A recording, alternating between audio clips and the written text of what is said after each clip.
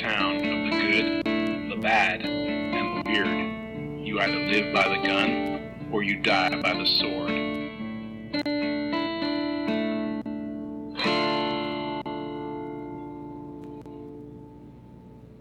Welcome to the Good, the Bad, and the Weird podcast. I'm Nico. And I'm Chris. And today, obviously, we have to do Toy Story 2. Of course we do. So, actually, for once, we're continuing the animated franchise instead of just stopping at the first movie. And there's a good reason for that. Yes.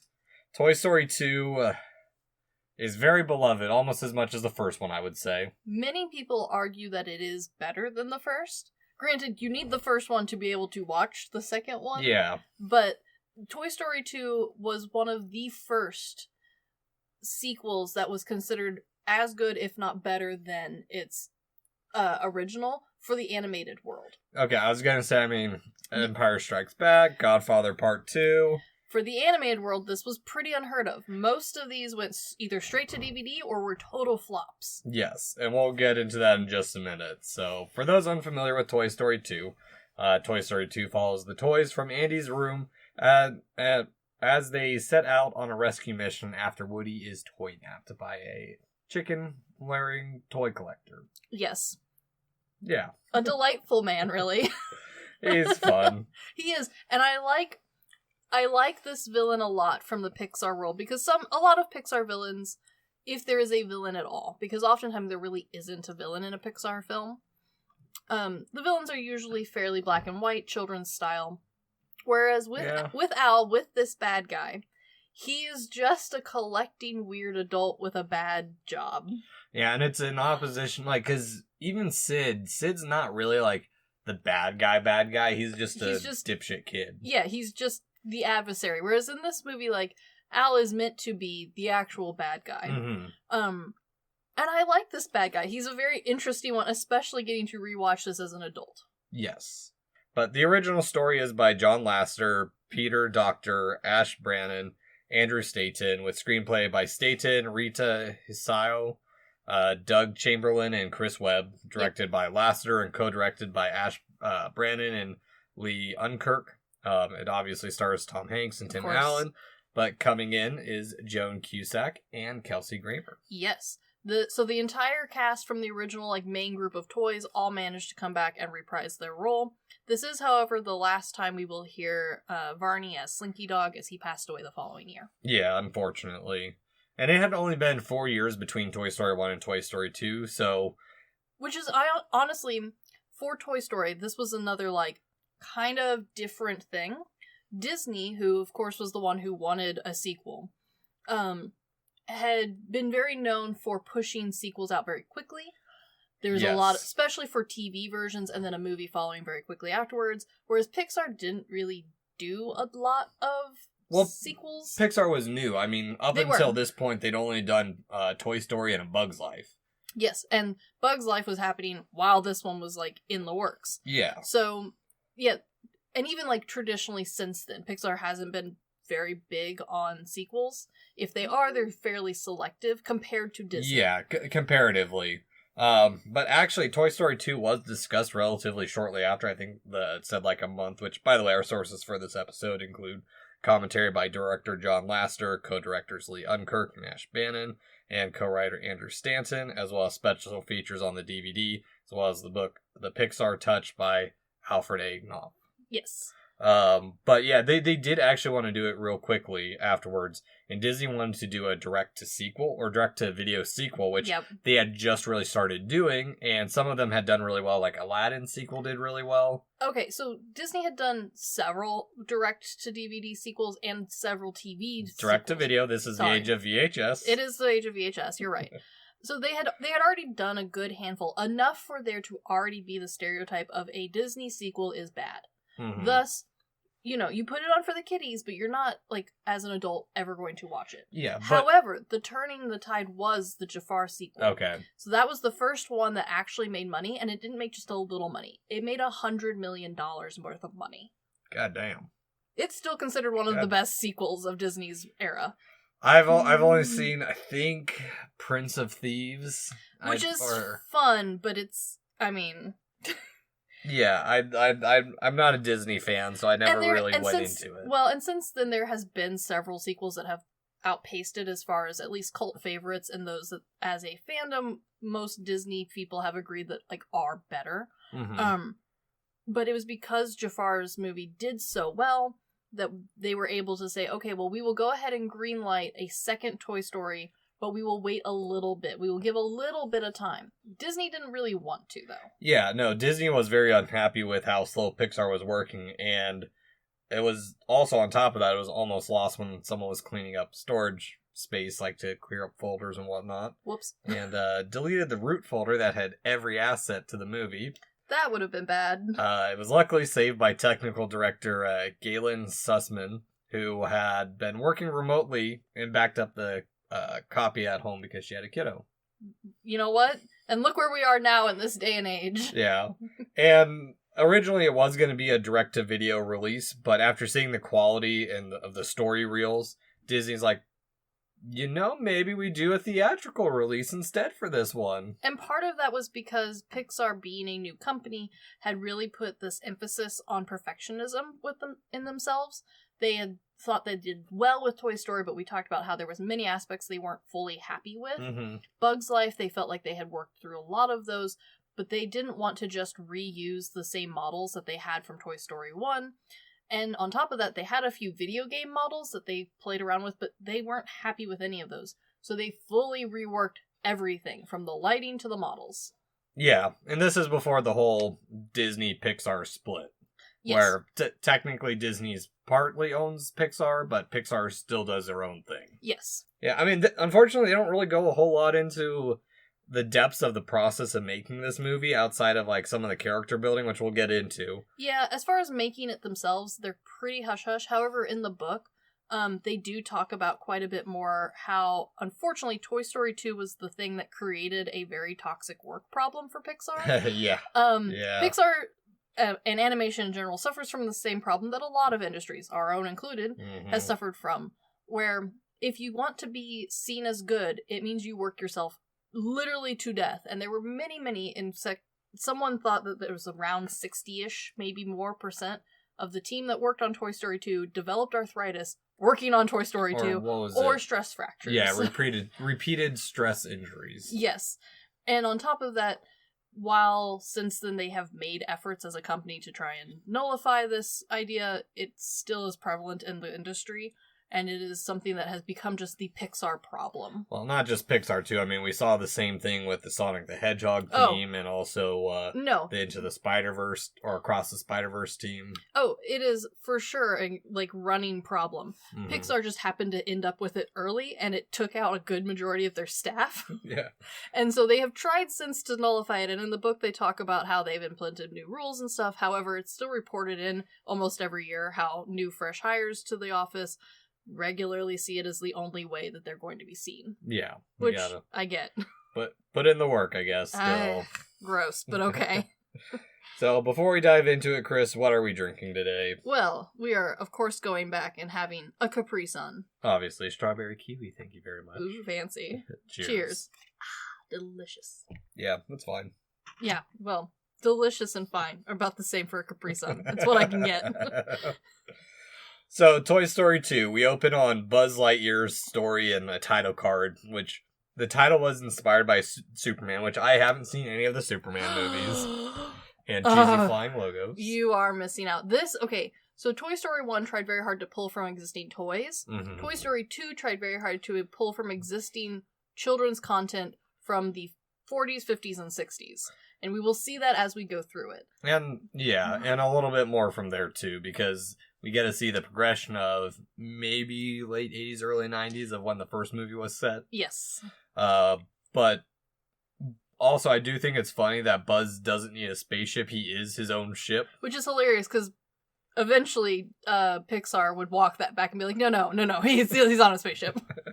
Yeah, I haven't seen Lightyear yet. You're gonna get a blast out of it.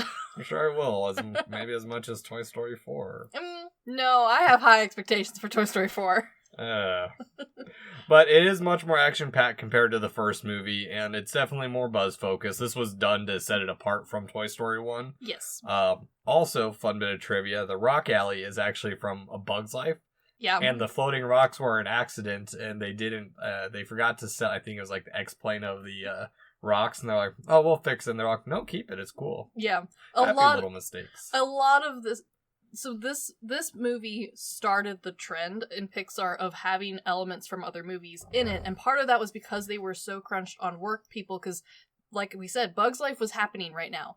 Most of the crew was busy working on that. They had a very small team, which originally was working on games, and they got moved over into this. And this was back when Jobs owned most of Pixar and was still calling a lot of the shots. Okay. And so he was the one who said, scrap the games for now. We're working on Toy Story 2. And I think it was like 96 people, which is not a lot. No. You are the core workers who are going to be working on this. And they went, okay, well, if there's just this number of us and we have this really tight deadline because of Disney, we're going to have to use the models we already had. And so that's where they started pulling from. The first one, they reworked those models, they pulled from the games, reworked those models, and they pulled from Bug's Life, which led onto this trend of Pixar pulling from their other movies. It all started because they were cut for time. Which, I mean, is a great way to do it, too. I mean, if you have the assets, you might as well use them, reuse them. It's like, It's like what happened with Square Enix and Final Fantasy 15. They were trying to develop their own, game engine. Yeah. And they had to, it wasn't working, so they had to go back and redo everything in Unreal Engine 4. I think Kingdom Hearts 4 or 3?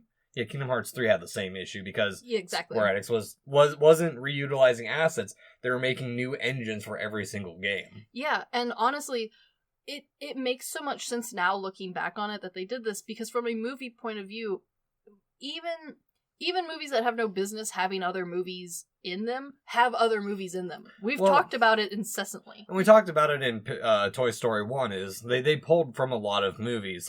Specifically this one, they used the Star Wars blaster noise. Yes. They also, the horde of robots they pulled from the idea from Starship Troopers. And also Hal's lens from 2001: A Space Odyssey is in the security camera. Yeah. Yeah. And, it's really smart doing it this way, because in an animated film, you're in charge of everything that goes in it, every single frame. And we've seen the more extreme version of having every single frame be referenced to either something, someone, or your own movie in, Coraline.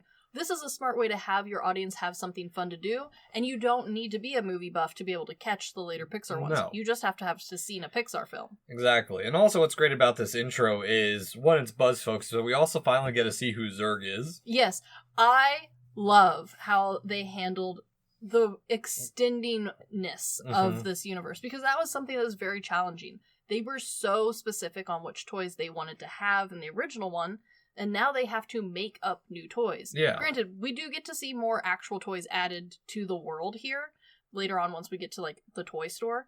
But, to have to think up what Zurg not only it looks like as a bad guy, but also would look like as a toy, and then also, once we get to him, where Woody's world looks like. He feels like a cross between Dracula and Darth Vader.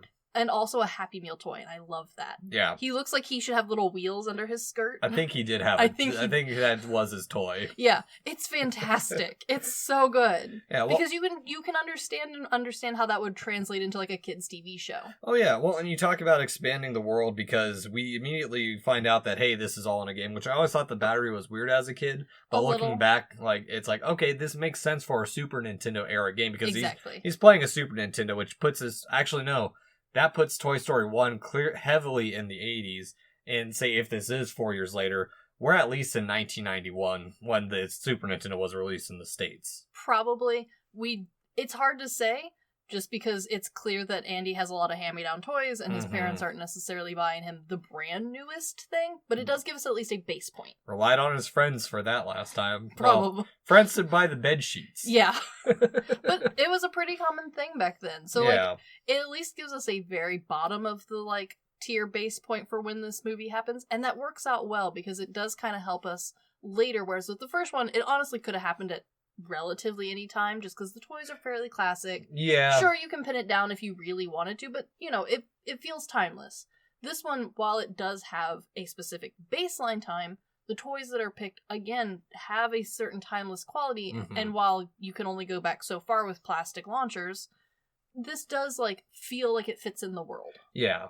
Well, and it also firmly sets the concept that they had in the first one, that Buzz is an extension of the merchandise. Yeah. And so the video game is still that continuing expansion of said merchandise. Yes, and also it works really well because one of the, like, main draws or original, like, ideas from this was an interview Lester had later on where he talked about after the first one, but before the second one was really in the works, he was in the airport and saw a little kid with a Woody doll. Yep. Was enthralled and so pleased that his toy, his creation became a real world thing, and he very much projected this, like, love of the toy. Yeah.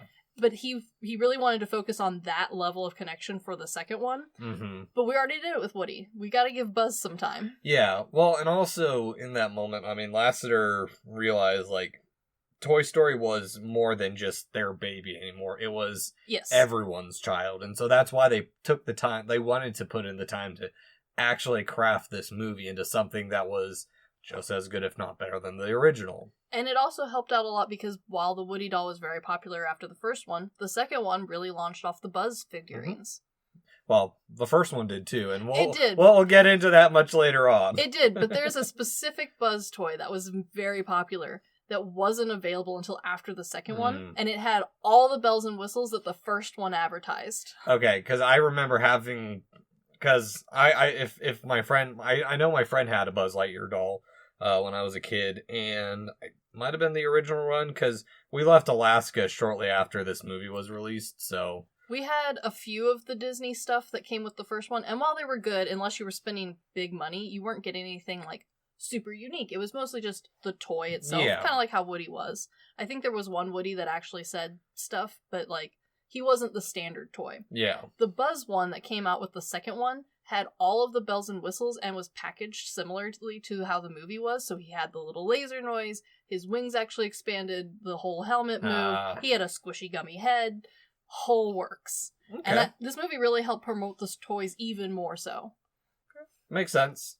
But outside of them playing the game, Woody is searching for his hat. As it does. We're introduced back to the room, similar blue room to remind the audience that of the original, as well as, hey, we're still kind of in the same world, basically. Yeah. Even though we're in a new house compared to the last one. Yeah, it is a little hard to tell. I like to think they moved just down the street. Yeah. But one thing also, now that I think about it, with the Super Nintendo is, because it's so realistic for their world. Yes. It makes me think of, like, and I always, like, it's like, well, why is it like that? Well, it's supposed to be how, like, a kid feels playing a video game at that age. You know that there's, like, some PlayStation 2 bullshit games where you go back and you're like, I don't remember Final Fantasy looking like this. Oh, I do. I distinctly remember putting one of the original Spirals back in and going, I remember there being more grass. I thought this was much crisper than this. Yeah. Yeah, your little, head filling all in the elements. Exactly. But it's business as usual, and also there's so many good detail updates from this. Like, oh yeah, the floor is polished. Like, there's actual detail and stuff. It's not like it's starting to actually look good. Whereas the first one was passable, but a little rough on the eyes. This one actually looks good. Yeah, it's not. The bed has like that one wood tone to it, that one texture that repeats over and over again. It doesn't look quite as much like an old video game. Not as plasticky. Yes, we were starting to get more realistic with the fabrics and with the wood. Yeah. Yeah, that's a way to catch up with how everyone else is doing. They're all there except for RC Car. You know, I can't blame them for dropping RC Car. Yeah, he kind of wasn't really... Well, I mean, they dropped him in the beginning. He might have been broken at the end of the first one. Honestly, and I also think that it's kind of, like, even though I am glad the entire cast could come back and reprise their roles, because even the side characters, especially by the third movie, like, really become kind of staple household names and, like, images. Mm-hmm. Some of the background toys, it does make sense for them to rotate through. Andy's a kid. He's gonna lose and break a toy. No, exactly. And we see that further on, too. We do. But now we get introduced to our villain really early on. We do. I love this. I love that he's right there immediately. Well, and on top of that, like, Rex is so happy. It's like Chicken Man. And then Ham doesn't trust him at all. Remember, I love Ham. what we established in the first movie is that Ham knows more than everyone else because he's constantly looking outside. Because he's a piggy bank. Yeah. You love it. He's so smarty-pantsy. Oh, yeah. I mean, the humor's all there, too, which is great. Oh, I love that the second one really gets time to expand on the side characters' personalities, and also the side characters that are added don't feel like they are mashed on just to add more characters. They do feel like they are truly part of the world, and they interact with everyone else really well. Exactly. And we also are reintroduced to Buster, who was a puppy the first time we saw it, and we get a little deviation from the first one, where we're supposed to build up the expectation because we're supposed to remember Scud. Yeah. But also, I do wonder if, like, the rules of this toy world. Okay. Because they're alive only when animals are around, too. Yeah, this is one of the nice things about Pixar is, while there is a rule, and the rule does make sense, the rule is not such a hard and fast rule that the movie can't take advantage of itself. True. So, it doesn't need to have a hard and fast thing. If it progresses the story and isn't too blaringly weird, why not? Yes, toys moving cones across the road. I love these little cones because as someone who lives near construction, the damn cones are everywhere. And you know what? If they just waltzed across the road, I probably wouldn't notice. I'd probably be like, yeah, that's just cone. Look at it go. I want to pay attention. Exactly. I'm never paying attention to the cones. Yeah. But also, we get a cool thing of the dog breathing, showing the advancement in technology as well. So it's looking so much better. Yeah, it's a real quick introduction to everything before we dive into it. Yes. Because we get Andy comes back up, and he's still our young Andy. He wants to play. It's same, but it's different. He's no longer doing cowboys and bandits. It's now Ham is some totalitarian dictator. I do like that while Andy is still pretty much Andy, like they fixed Andy's model. He no longer looks death-defyingly terrible, but he still doesn't look fantastic in my mind. The advances that Pixar has made in between Toy Story 2 and pretty much everything else they have done is substantial, and it is hard not to see it once you've really looked. But compared to Toy Story 1, everything looks amazing. It is definitely an upgrade. It is a huge upgrade. But I also like that since we had a lot of detail available for Toy Story 2. We didn't have the full extent of Pixar's abilities just yet. There's no water like in Toy or in Bug's Life. Exactly. So part of the way to show that Andy has aged is to just show him playing in a more advanced way. Yes. He's got government systems going in now. I guess. Or he's evil Dr. Porkchop, so I guess he's like some Austin Powers supervillain kind of And also, shit. instead of just replaying the TV shows that he's already been watching, he's creating his own scenarios. Yeah. A much more advanced play. It's very impressive. It's subtle, but it's there. Yeah, which is enough to reintroduce us, but it also is used to, and that's what Pixar is great about with each sequel, is subverting the expectation from the first one, because we're like, oh, it's going to be this great playtime, and then Woody's arm rips. Which, they stated in the commentary, this was the visual way to show that Woody is at the end of his years as a toy. Yes. Which, I mean, we've had those before. Our toy rips and we don't fix it. We just toss it and move on to something else. Yeah. And also, I do also like that even if it is implied that Woody is like a little bit of an older toy, this movie does a great way of explaining that maybe Woody wasn't really meant to be like a toy so much as like a collector's toy, which we now know as adults the difference. Andy wouldn't have known. Like, we don't know how he got Woody. Yeah, my somewhat washed Pokemon original set Japanese cards would say I didn't know what I was doing as a kid. Yeah, I definitely have some old toys that I just played with. I didn't realize that they were like meant to be sat on a shelf. However, I do think that this is a girl thing and not a boy thing. Okay. A lot of girls, especially ones my age, were gifted toys that were meant to be collectors and we weren't supposed to play with them. Barbie was one of them. There were collector Barbies. We were not allowed to take them out of the box. I still have them in the box. And I was one of those kids who was like very careful with my toys. I would have normally been allowed to play with them. However, not those ones. Same thing with Beanie Babies. I had some Beanie Babies. They were not allowed to be toys. I was gifted them, and then they were put in a box and I never saw them again. My parents, I think, still have bagged McDonald's Beanie Babies at home somewhere. Oh, we definitely do too. But like they were gifted as investments, not toys. And I think this is something that like does speak a little bit to the time frame that Toy Story was written in. Mm-hmm. This would have been something that like would not have been out of the ordinary, but it would have been something that more girls would have experienced as getting a collector toy and then being told not to play with it versus guys who I think most of them just got toys and collector or not, you were playing with that thing. Yeah, them turtle Beanie Babies were good throwing stars. Yeah, exactly. Well, and I think to an extent too is how many people actually collect stuff versus what people thought were going to be fads. Because my parents full-heartedly thought Pokemon was going to be a fad, and look at me and my brother in early 30s still playing it. Oh, sure. Yeah, it's impossible to know like what will ever become eventually a collector's item. Yeah, for every Pokemon there's a Street Shark or some other stupid toy like Dragonflies, which no one knows what I talk about when I bring up that stupid show / kind of a toy. Yeah, exactly. So like I do like that this movie does attempt to address the issues that the first one did bring up. Yeah. It brings up, like, not the kid replacing you, but just being kind of replaced by time. Exactly. So, it's a good way to start off, like, hey, this is the core crisis of this movie, is not only are you're replaced, you're discarded, is basically what it is. Yes. Because the shelf is the beginning of the end for them.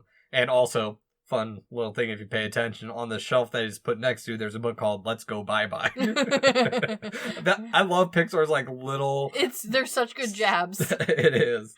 But also up there is a collection of children's stories, which shows that Andy's much older. This shelf is just used for storage, because also his kid sister's not hanging out. Molly's not in his room anymore. No, they have their own rooms now. Yeah. They're not sharing. Which is interesting, because it does bring up the question about Bo Peep again. Because the first one, we were told via the interview on the DVD that Bo Peep was Molly's toy. However, the entire collective audience watched that and didn't gather it until the DVD came out. Yeah. So they kind of leaned into it. They let Bo Peep just exist in Andy's room. Yeah, we also forgot to mention that the reason Woody's looking for his hat is because he's going to be taken to cowboy camp, which, again, even though Buzz is there and we have the Buzz video game, Woody's still his favorite. His one summer camp he's going to. He's not going to space camp. Nope. He's going to cowboy camp. He's going to cowboy camp. Which good for him. Sounds fun. I went to a lot of very weirdly themed camps as a kid. Yeah. Cowboy camp, unfortunately, wasn't one of them because we live in Missouri. There's no need for cowboy camp. Like, half my friends had cattle. Like, I could have just gone to their house. I did. We just had Boy Scouts. Yeah, we had Girl Scouts, but we didn't even have to, like, go anywhere cool. Like, my best friend's mom was the Girl Scout leader, and we just went to their house and rode horses. I went to Switzerland for a summer camp. Wow, we didn't. We went down the street and camped in the tornado. Wait, what? Yeah, every time the Girl Scouts wanted to camp, at least our troop, it was during tornado season. And so for 4 years running, we would set up tents and then have to evict because of tornadoes. Somehow in my mind, I thought there was some, like, plastic giant tornado that, like, was a destination that you could go camp at. Alas, there's not. I know there are fancier troops who, camp fancier places. And don't be wrong, I had a blast. But yeah, we just went to, like, the summer camp down the street and camped. Yeah, one of mine wasn't a summer camp, but it was, what they told us. I don't know if it's true. Supposed, like, I camped in the courtyard where Napoleon's captains camped before the Battle of Waterloo. Ooh. I also went to a lot of, like, very small camps where you get dropped off for the day, picked up, and those were themed. Went to Harry Potter camp, went to Knights camp, went to art camp, I went to favorite animal camp. Like, you name it, I went to camp for it. I haven't been to rodeo camp, though. Good for you, Andy. That's such a weird thing. Look, I went to all the camps. It was a great time. At least it wasn't Camp Crystal Lake. This is true. I did not go to Camp Crystal Lake. I don't think horror was an option when I was a child. I highly doubt it would be much of an option for a lot of parents. Probably not. But, I mean, there was a camp for every theme, and I went to them all. But I didn't get to go to rodeo camp, so proud of you, Andy. Did the one I haven't. Yeah, but we get a little bit that Andy's back, but oh no, it was all a dream, which is... You can tell very early on because the cards are just the same card. Yeah. Which I guess supposedly the Ace of Spades is fortune telling and it's death. Yeah. I don't know. I don't follow the, the counting card version of fortune telling, but I do appreciate they put it in. I'm sure someone caught it, just not me. Yeah, and speaking of horror, this scene is kind of like a body horror flick where, like, he's dropped into a dumpster of toy parts. Like, it's not even, like, full toys, it's toy parts, and as he's, like, trying to get out, like, they all, like, form this mass like Tetsuo and Akira. Yes! Okay, this is something that I really like about the Toy Story universe in general, and the second one does a great job of introducing the concept to us.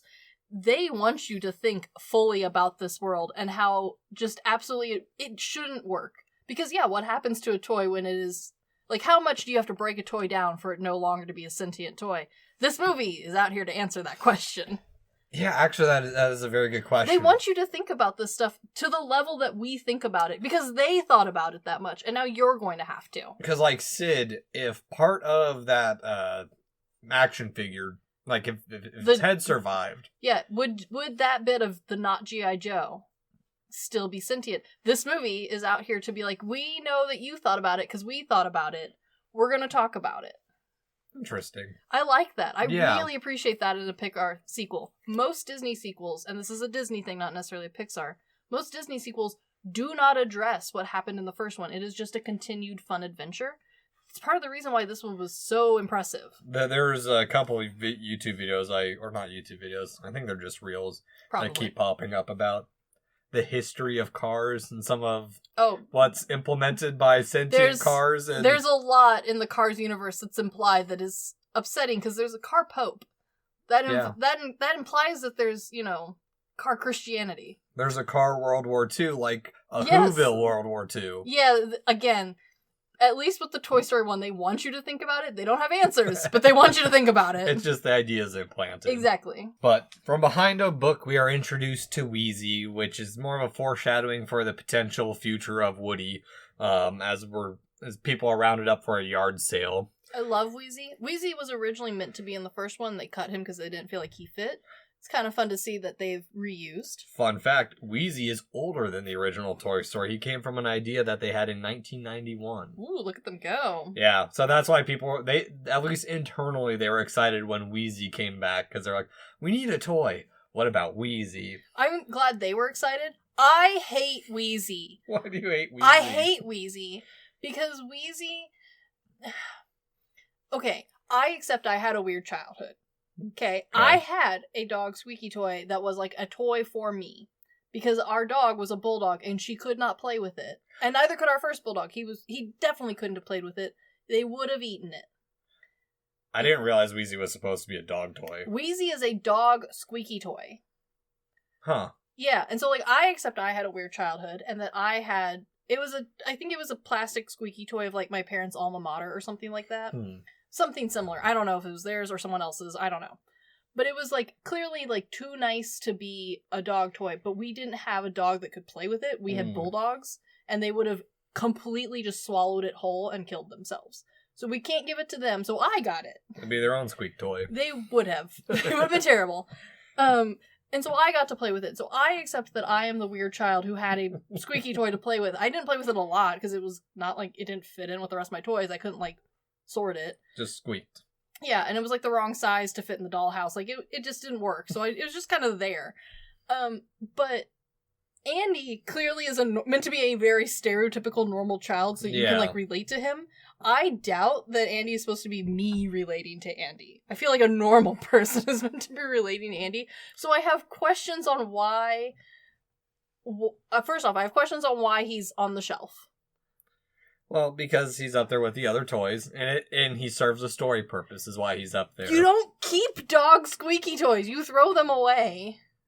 Oh, well, I mean, if it's you not... You throw them away. Maybe he's not a dog squeaky toy. I hope he's not. However, I'm pretty sure at least somewhere in the commentary they mentioned that he is. Is that the only reason you don't like Wheezy is because it's embarrassing? It is a little embarrassing. And also... Okay, so the rest of the toys in Andy's toy world are very, if they are not already existing flushed out toys, they are very thought out and thought through toys that could very easily you understand and see their purpose and what they are meant to represent. You can see where, there's a bit of G.I. Joe from that one. This one's definitely like a fairy toy. Like, you can see how they all come together. You can understand how Bo Peep is a figurine. She's not really a toy. Rex's Jurassic Park. Rex's Jurassic Park. He's a dinosaur toy. The squeaky toy, despite being just strange as a dog squeaky toy, he doesn't fit. Like, even the hockey puck feels like a toy you get from going to a hockey match, right? Yeah. The penguin squeaky toy, he's not branded like for a zoo. He's just there. And I get that for them it is memorable because they remember it from the thing back in the day.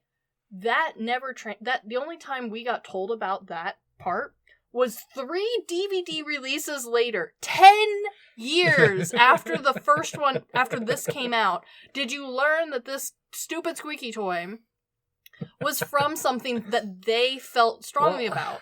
So I think... He feels wrong. He doesn't fit. Well, here's why I think he does fit and why he works so well. Instead of having another toy that's visibly broken like Woody, sure, we have one that's internally broken that we know is supposed to squeak, but doesn't. So it's another way to show a different broken toy without repeating what Woody is. I understand his function. I don't disregard his function. I'm just saying that he is one of the only ones who, from a visual standpoint, does not convey the same imagery and understanding of the world that the rest of Andy's room does. Yeah. It doesn't take much, except for him. Maybe it's because he's supposed to be forgettable. Maybe, honestly, all of my upsetness could have been revoked if they just slapped, like, a San Diego Zoo logo onto him. If he was, like, a stupid trinket that Andy got from a field trip or from, a family vacation, I could give him a pass, but he doesn't have that. He's just there. Okay. And for the amount of detail that Pixar went ahead and put Corporation of Disney on Buzz's ass, they could have put a logo on the stupid thing. Maybe it's under him, you just don't know. Maybe, but, that's the problem. Yeah.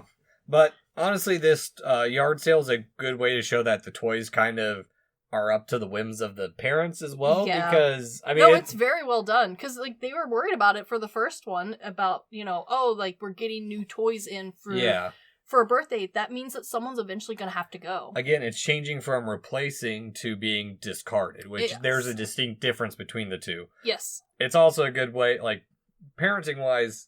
Hey, let's get rid of a bunch of stuff my kid won't even notice will be gone. Honestly, though, all the parents do it, and it's a really good, story thing, too, because Pixar's always wanted to not just be for kids. They want the adults forced to watch it to at least be entertained as well. Yeah. This is a very good way to do it, because everybody who's had to clean up after a kid has had to go, I don't think they actually play with this. I don't think they'd notice if this was gone. Yeah, tiny humans coming over, and instead of playing with the couple toys I have for them, wrapping paper. Yes. They're like cats. Honestly, yeah, they'd rather play with the actual remote than the toy remote. Yeah. Yeah, that's just how it is. But Woody is still the brave leader, because, of course, Wheezy gets grabbed. Of course. Goodbye, Wheezy. I like their introduction, or bringing in the dog. Buster. I do too. And the way, he's kind of a little bit of a comedic relief, but he's only there for a short amount of time. And he works, but he also parallels, what's the horse's name? Later on. Bullseye. Yes.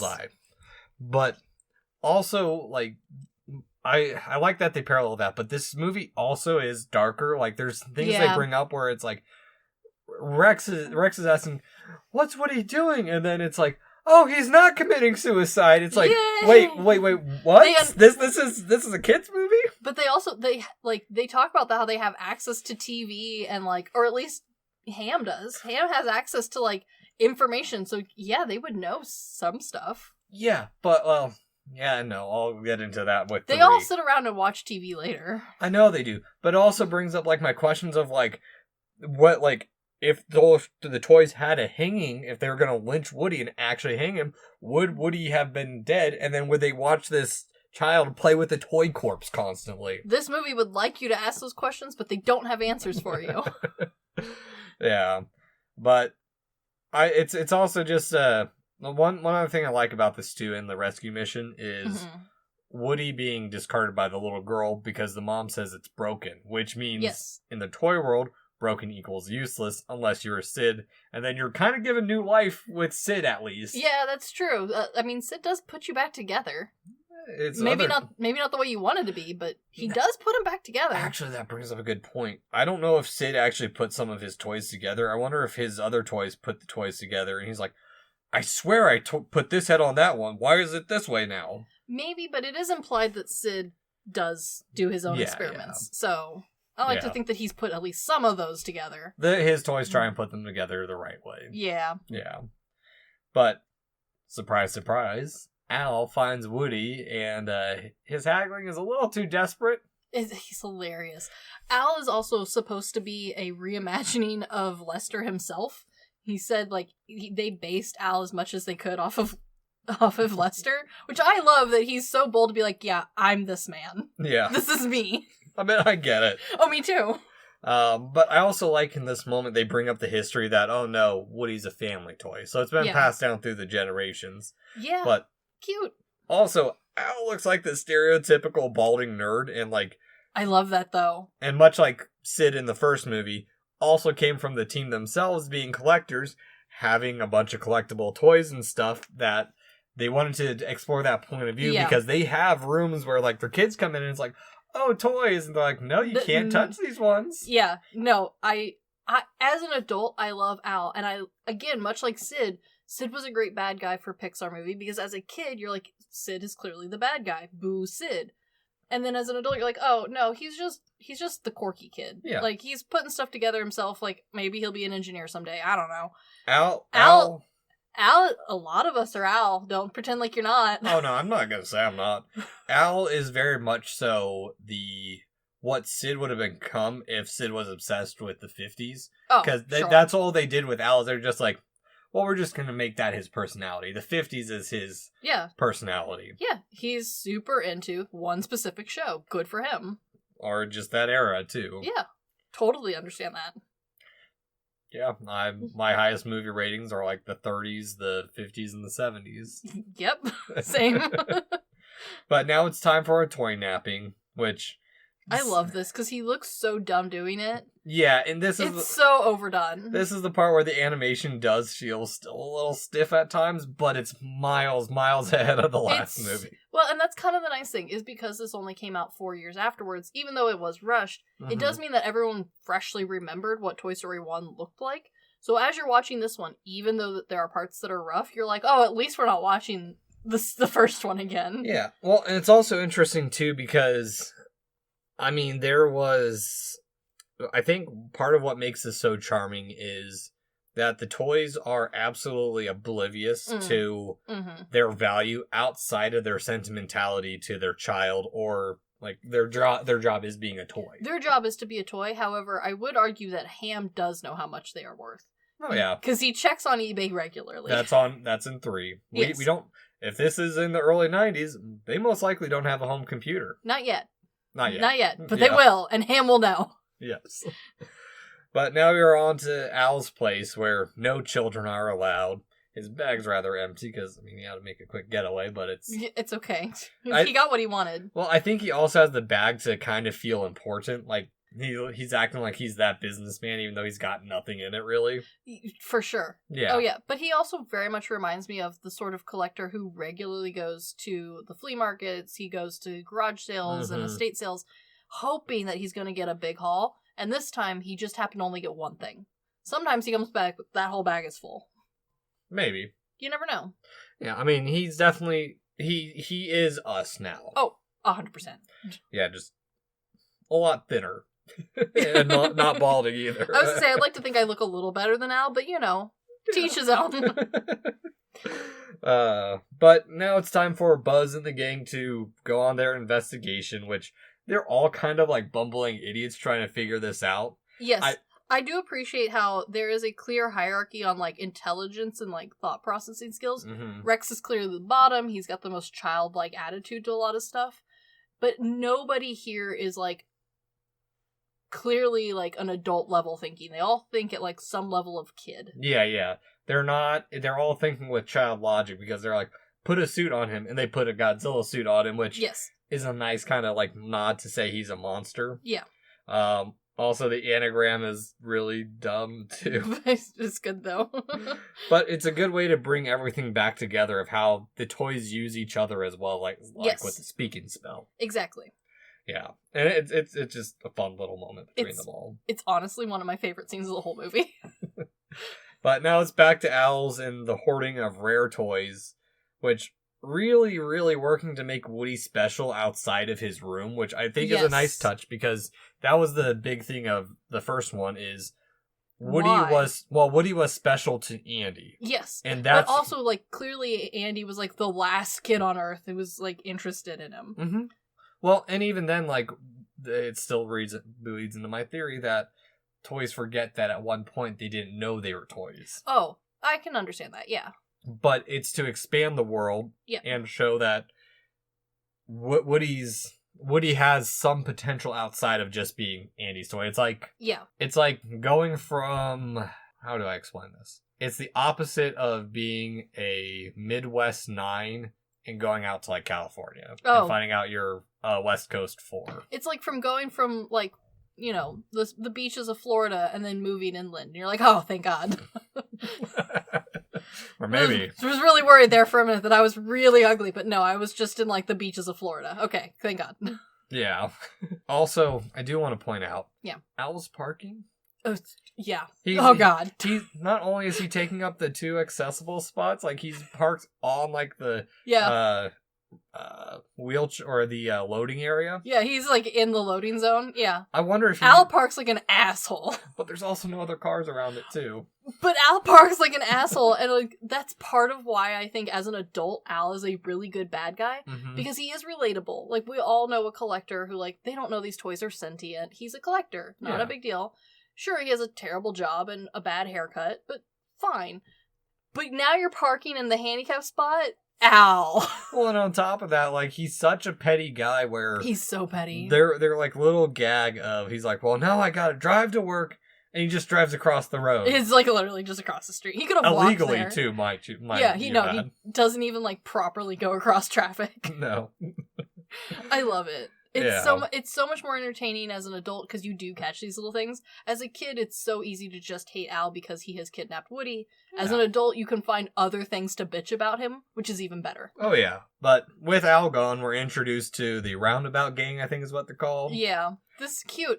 And I love these new characters. They round out Woody so well, introducing Jesse and the Bullseye, the Prospector, and then having them like tell him like, no, like you were a big thing. Like, look, you were a TV show that was well loved. And I like it a lot because we've talked a lot about how I watch TV that has all been discontinued. And that's kind of like the only TV that I watch.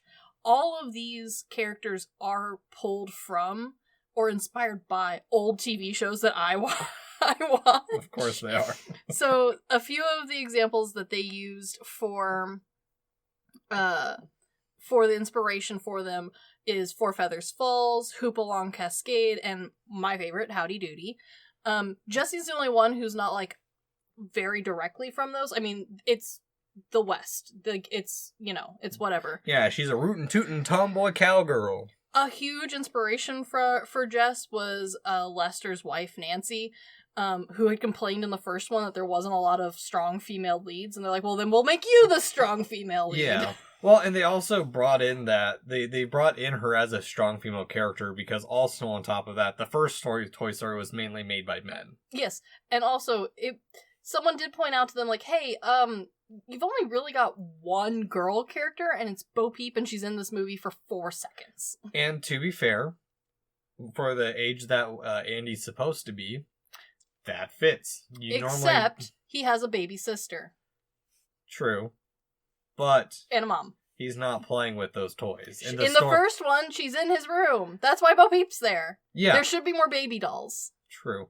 But the point is, it's about Andy's toys. And if you're playing with boy toys, it's usually, there's not a lot of, at least especially in the 90s and the 80s, there weren't a lot of female characters in boy marketed material. No. Hence why Mortal Kombat has one female character in one, and a second female that's just a recoloring in Mortal Kombat 2. That's true.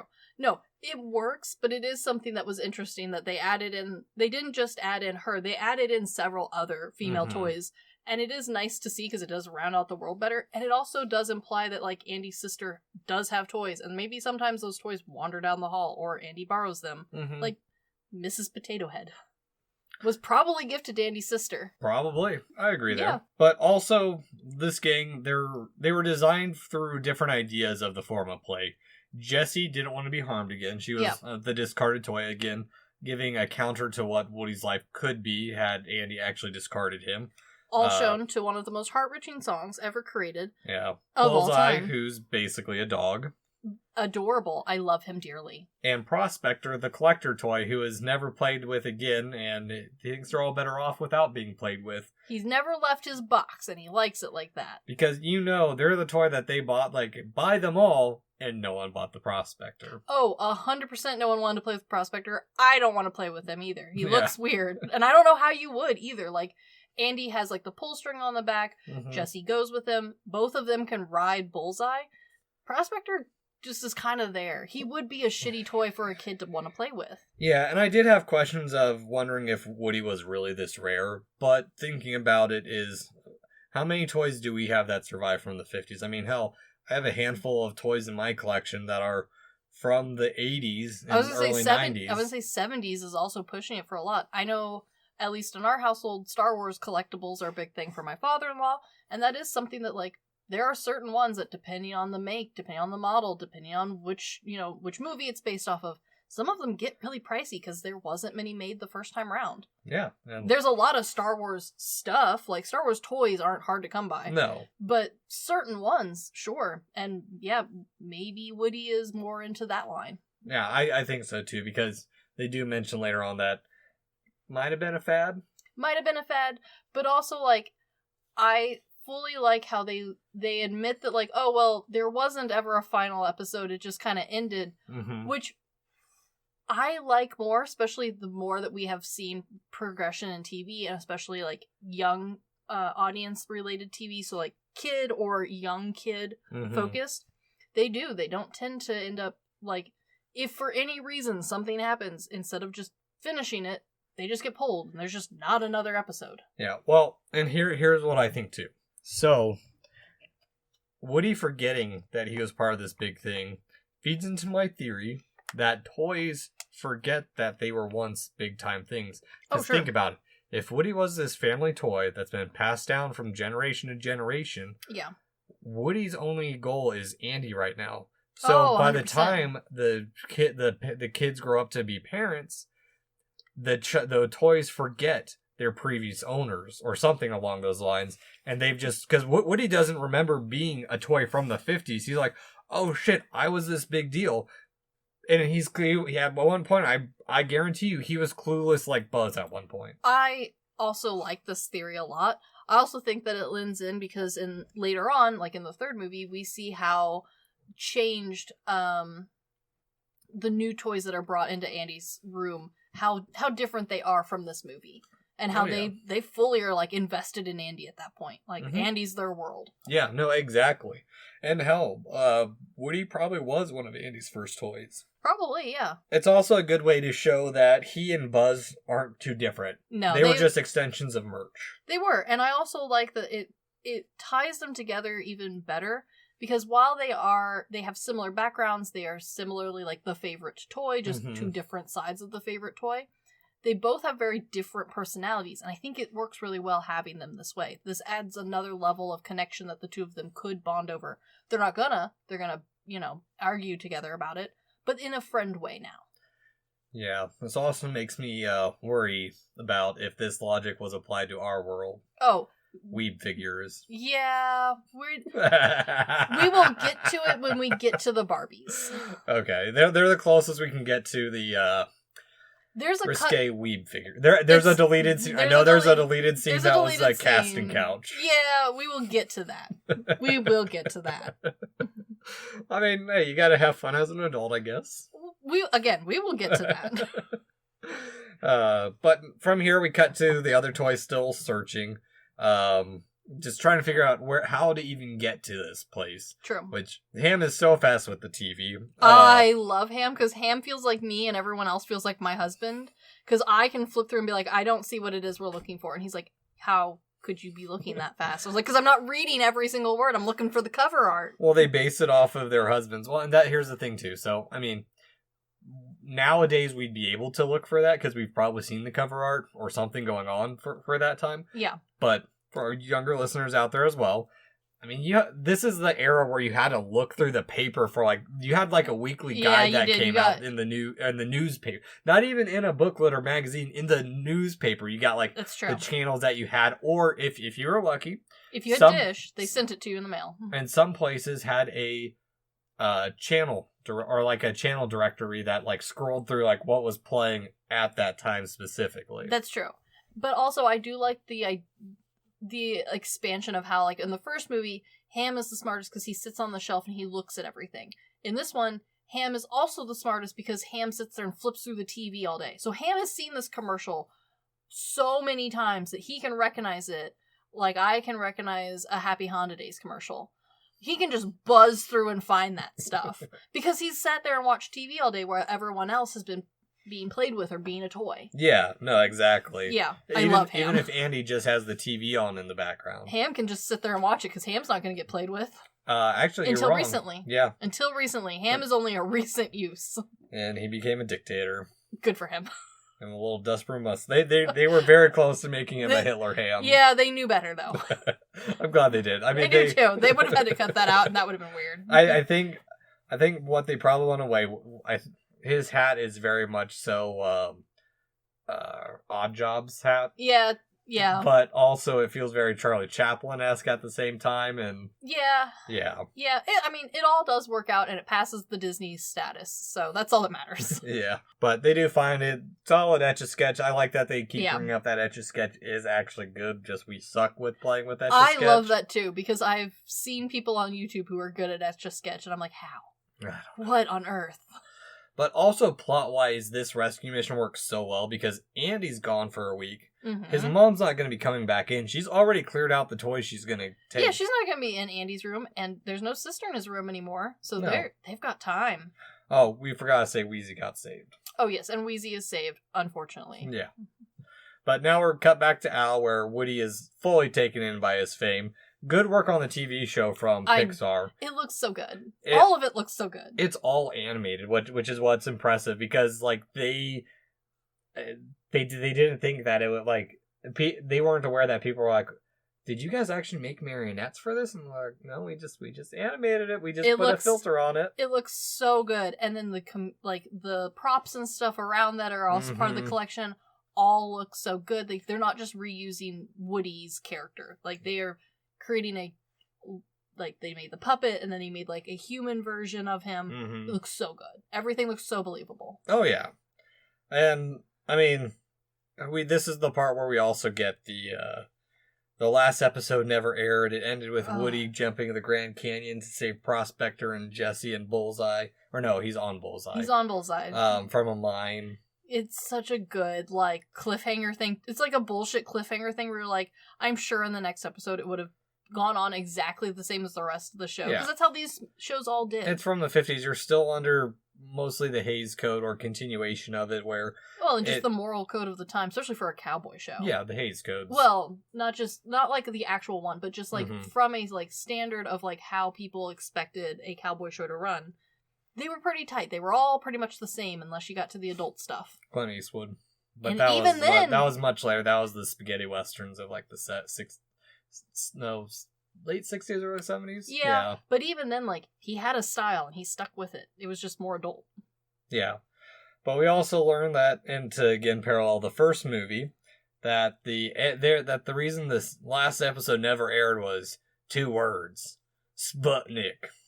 Which does kind of make sense. Yeah, it's the beginning of Buzz's world in the age of sci-fi. Yeah, and also, like, I like to imagine that he meant it literally, like, they were, like, their show got canceled for the rocket launching, and they just never re-aired it. I could see that. I can too. But it's also a good way of showing the fads as they come and go. Like, oh, for sure. But for some reason, well, who knows which fad Buzz is on.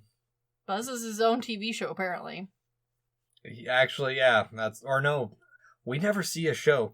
Buzz's video games. They say Buzz might just be a video game. Yeah, that's the thing. They say Buzz it's supposed to be just like a continuation of a show, but we never see the show that Buzz is from. We only see the game, and we see the products from that game. That's true. Buzz might just be like a game. We're not sure.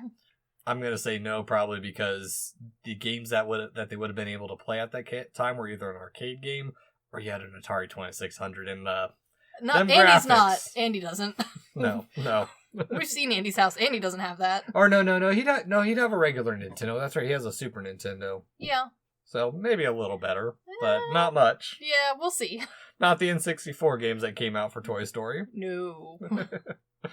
But also, I'd like this little bit like where they have the record skip when we're finally told about, hey, I'm glad you're here, but we're gonna be sent to a museum in Japan. Woohoo! That's cute. The Kanoshi Toy Museum, which is not a real museum. I looked it up because I thought it would have been cool if like they actually tied it to something in the real world. That would be cool, but like I don't know who they'd get permission to include in. No, but it's also an interesting like foreshadowing to like, or not even just foreshadowing, just influence that Japanese media has had on American cinema, and also just collecting in general. Yeah, I mean, hell, I didn't know Pokemon was a Japanese property until I was much much older because at the time it's just like it's Pokemon. Yeah, it's just on TV. Yeah, we had no clue. Oh, none. But we should have. The donut thing was an obvious giveaway, but you know. We weren't looking. As a kid, you look. I actually talked to my brother about this over the holidays. I was looking at. I just popped in my head because we were. I forget. We were just playing Pokemon, and I think I brought it up. And like as a kid, you're just like, well, that's a weird looking donut, and then you move on. I don't even think I registered that it wasn't a donut. I like superimposed in my head that was a donut. Well, I didn't even register that like the donut was triangle shaped. I was like, okay. I just said donut. It was a weird donut. Yeah, he said donut. It's a donut. Yeah, exactly. But this part's really great in setting up the moral dilemma that now Woody, who's been attached to these people for a couple hours. That's true. Realizes he's kind of a big deal. I mean, fame is cool. Could be a bigger deal, but he also really wants to return to Andy. Yeah, and there's like the whole heart-wrenching scene of like the foot being painted over and everything. Like, we'll get there. We'll get there. But like, this all builds to it very nicely. Yeah, and also they're being really manipulative to him. I love how, from the get-go, if you're watching this as an adult, it is easy to be like, Prospector did it. Prospector's the ass, and he has manipulated everyone. And, like, the horse is too dumb to manipulate. He's a dog, essentially. A sentient dog. Mm-hmm. And while I love Jessie very much, she's kind of dumb. Yeah, a bit. She's brash. She's ready to go get him. She is not a strategist. She's a little naive. Very. But she's also in the same camp as Prospector, so it's a good way to... It's very easy to show that she's the one trying to... Or make it look like she's the one who's trying to manipulate the whole thing, basically. Well, and on top of that, we know by now that she had her feelings hurt by having, like, a kid throw her out. So it's understandable from her point of view. Yeah, I don't think we've actually... Have we got... I know we haven't gotten to her backstory just yet. We'll get there, though. But in their fight, Woody's arm is completely torn off. Woody, no. Yeah, which... That sucks. Wonder if it hurts. Yeah. No, I mean, there's just some things that they also say, too, that are kind of awkward. It's like, well, does your mind shrink wrapped? It's like, okay, I get it, but it's kind of dumb. It is a little dumb, but also, like, this whole world is dumb, and Pixar knows it, and I don't mind them leaning in sometimes. No, not at all. I do also, I forgot to say it earlier, I think the voices for all the new cast is amazing, too. Oh, they fit in so well. No one stands out significantly as far as, like, oh, they sound so much different. Yeah. Like, everyone sounds fantastic. They all, like, match their characters really well. Great job around. Yeah, who would have thought Frasier would be a good... I specifically did not anticipate that. Yeah. But we cut to the rescue party who's being told it's very dangerous in the world for the toy as they very childishly sneak down a sidewalk in the middle of the night. I love them just kind of waltzing down the sidewalk. They act like they're sneaking, but they're not. No, not at all. But also, actually, speaking of reusing stuff, because now everyone's asleep and Woody's going to get his arm back. Mm-hmm. This is very much in the same vein as, well, he loses his arm like Buzz in the first movie. True. And then on top of that, because of something like that, like, him losing his arm is like the rain clouds coming in for the fireworks. Oh, yeah. So it's delaying the timeline just that much more to give them a little bit of extra time to do stuff. Yeah, it's true. Yeah, and of course Al's eating cheese puffs. As he should. And they're delicious. And again, reusing stuff from... Because I'll be making a lot of references to reusing stuff from the original. Mm-hmm. Al's sleep talking is much more adult compared to like Sid's. That's true. Where he's definitely, does some sketchy stuff, but he's not a good guy outside of stealing Woody, basically. Yeah, he's not like a great guy, but he's also not just like a cut classic villain. Yeah, I mean, it's good reusing of elements. I agree. We also start to realize that after, of course, his plot's foiled and he's put back in his case because the TV turned on. Yes. Jessie, we obviously can tell, is hurt in taking it out on Woody, basically. She's finally found someone who's not Bullseye, and also they've been out of shipping, finally, for what's been who knows how long. True. Which, God, that's got to be solitary confinement, basically. That would suck. Oh. That would suck. I wonder if toys go, like, stir-crazy like that. We know they can go a little crazy, because we see that in the third one. Yeah. I don't think they thought that one through. They haven't, but that's okay. Or maybe time passes differently for them when they're alone. Yeah, I mean, maybe they do their toy limp thing, and they just kind of stop thinking for a bit. Autopilot. Yeah. But now it's back to the rescue squad. More dumb, funny humor. It's cute. It's morning time, and they're crossing the road is quite fun and chaotic. 4 lanes of road, by the way. Good for them. And no driver questions the moving cones, and it's a good reuse of the car accident in a new way from the first movie. It's very cute, and it's just enough of a nod that I think most people did catch it. Possibly. Also, music note: the music only happens when the toys are moving. That's true. Music also, once again, by Randy Newman. So, a delight. A fantastic soundtrack. Once again. Won some awards. Once again. Obviously. As it should. Yeah, I mean, he does a good job each movie. Oh, yes. Yeah, but now is where we get the cleaners here. Reusing a Bug's Life model from the chess game. It's very cute.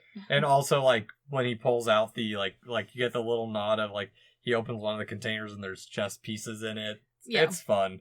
But it's also kind of forcing Woody to be painted over. Like, it's not his choice to be painted over. Yeah.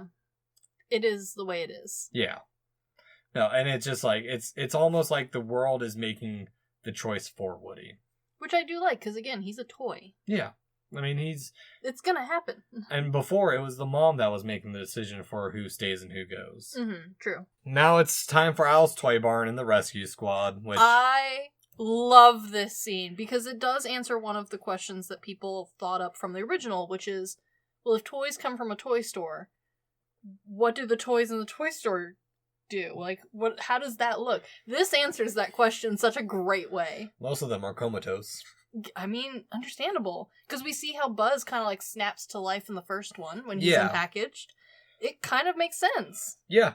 Well, and also I do think the cow carts are pretty funny and clever. I do too. And it's also a good... I do want to say, Al's a good reusing of an element that popped up in the first movie, but doesn't really get brought back up in that one. Yeah. It works so well. And also, I do enjoy that Rex is side questing for game tips. Yeah, I do too. Pretty funny. Because, like, it's something that I think adults find funny. It's not a big enough plot point that, like, newer kids, especially, like, nowadays newer kids, are going to be, like, stuck on. But it is a plot point that is funny enough for a parent to be like, oh yeah, I did have to used to look that shit up, didn't I? Yeah. Well, actually, I do think something too. So, maybe this feeds into my theory a little bit, because Woody does start acting like he's brand new, like fresh after getting restored. Whereas we do see that Buzz is a little bit more worn. He's got a little black scuffs on his, what used to be pure white. And he's got Andy stamped on his foot. I wonder if there's some magic in Andy writing his name on the bottom of his shoe. My theory has always been, and I think the third one kind of goes into it more, is the kid that plays with you is what puts magic into you. Because otherwise, how would we have a sentient spork? True. That does make much more sense. And maybe that's why, like, maybe they're conscious enough, but not fully, like, it's like toddlers, like, or like when you're a kid and suddenly you're like, I know what's going on. Yes, exactly. Yeah. I like to think that it's specifically the love of a child is what's bringing them to life. I can see that. And if they're stopped being loved, like if they did go and like go to a museum, maybe they go back to being comatose because no one's loving them. Or during night, they do what they normally do, but eventually they slowly forget Andy. It's just night at the museum. Yeah. But in Japan. I can see that. I can too. I think that'd be cute. Also, in this toy store, Mm-hmm. the Too Many Buzz figures, the entire aisle of solely Buzz figures. Which means that Buzz is really, really popular. He has a whole aisle of just Buzz. Yes and no. One, I do like the utility belt to kind of keep Buzz fresh from the first movie. I do too. But this Buzz was also the new Buzz was specifically added to add some lightness to the movie. I know a lot of people complain that he's a little bit too cheesy. Yeah. I like him because, this movie honestly is kind of... It's very adult the whole way through. You need some silly. Yeah, just enough to keep the kids entertained. Yeah, or me. Keep Sure. me entertained.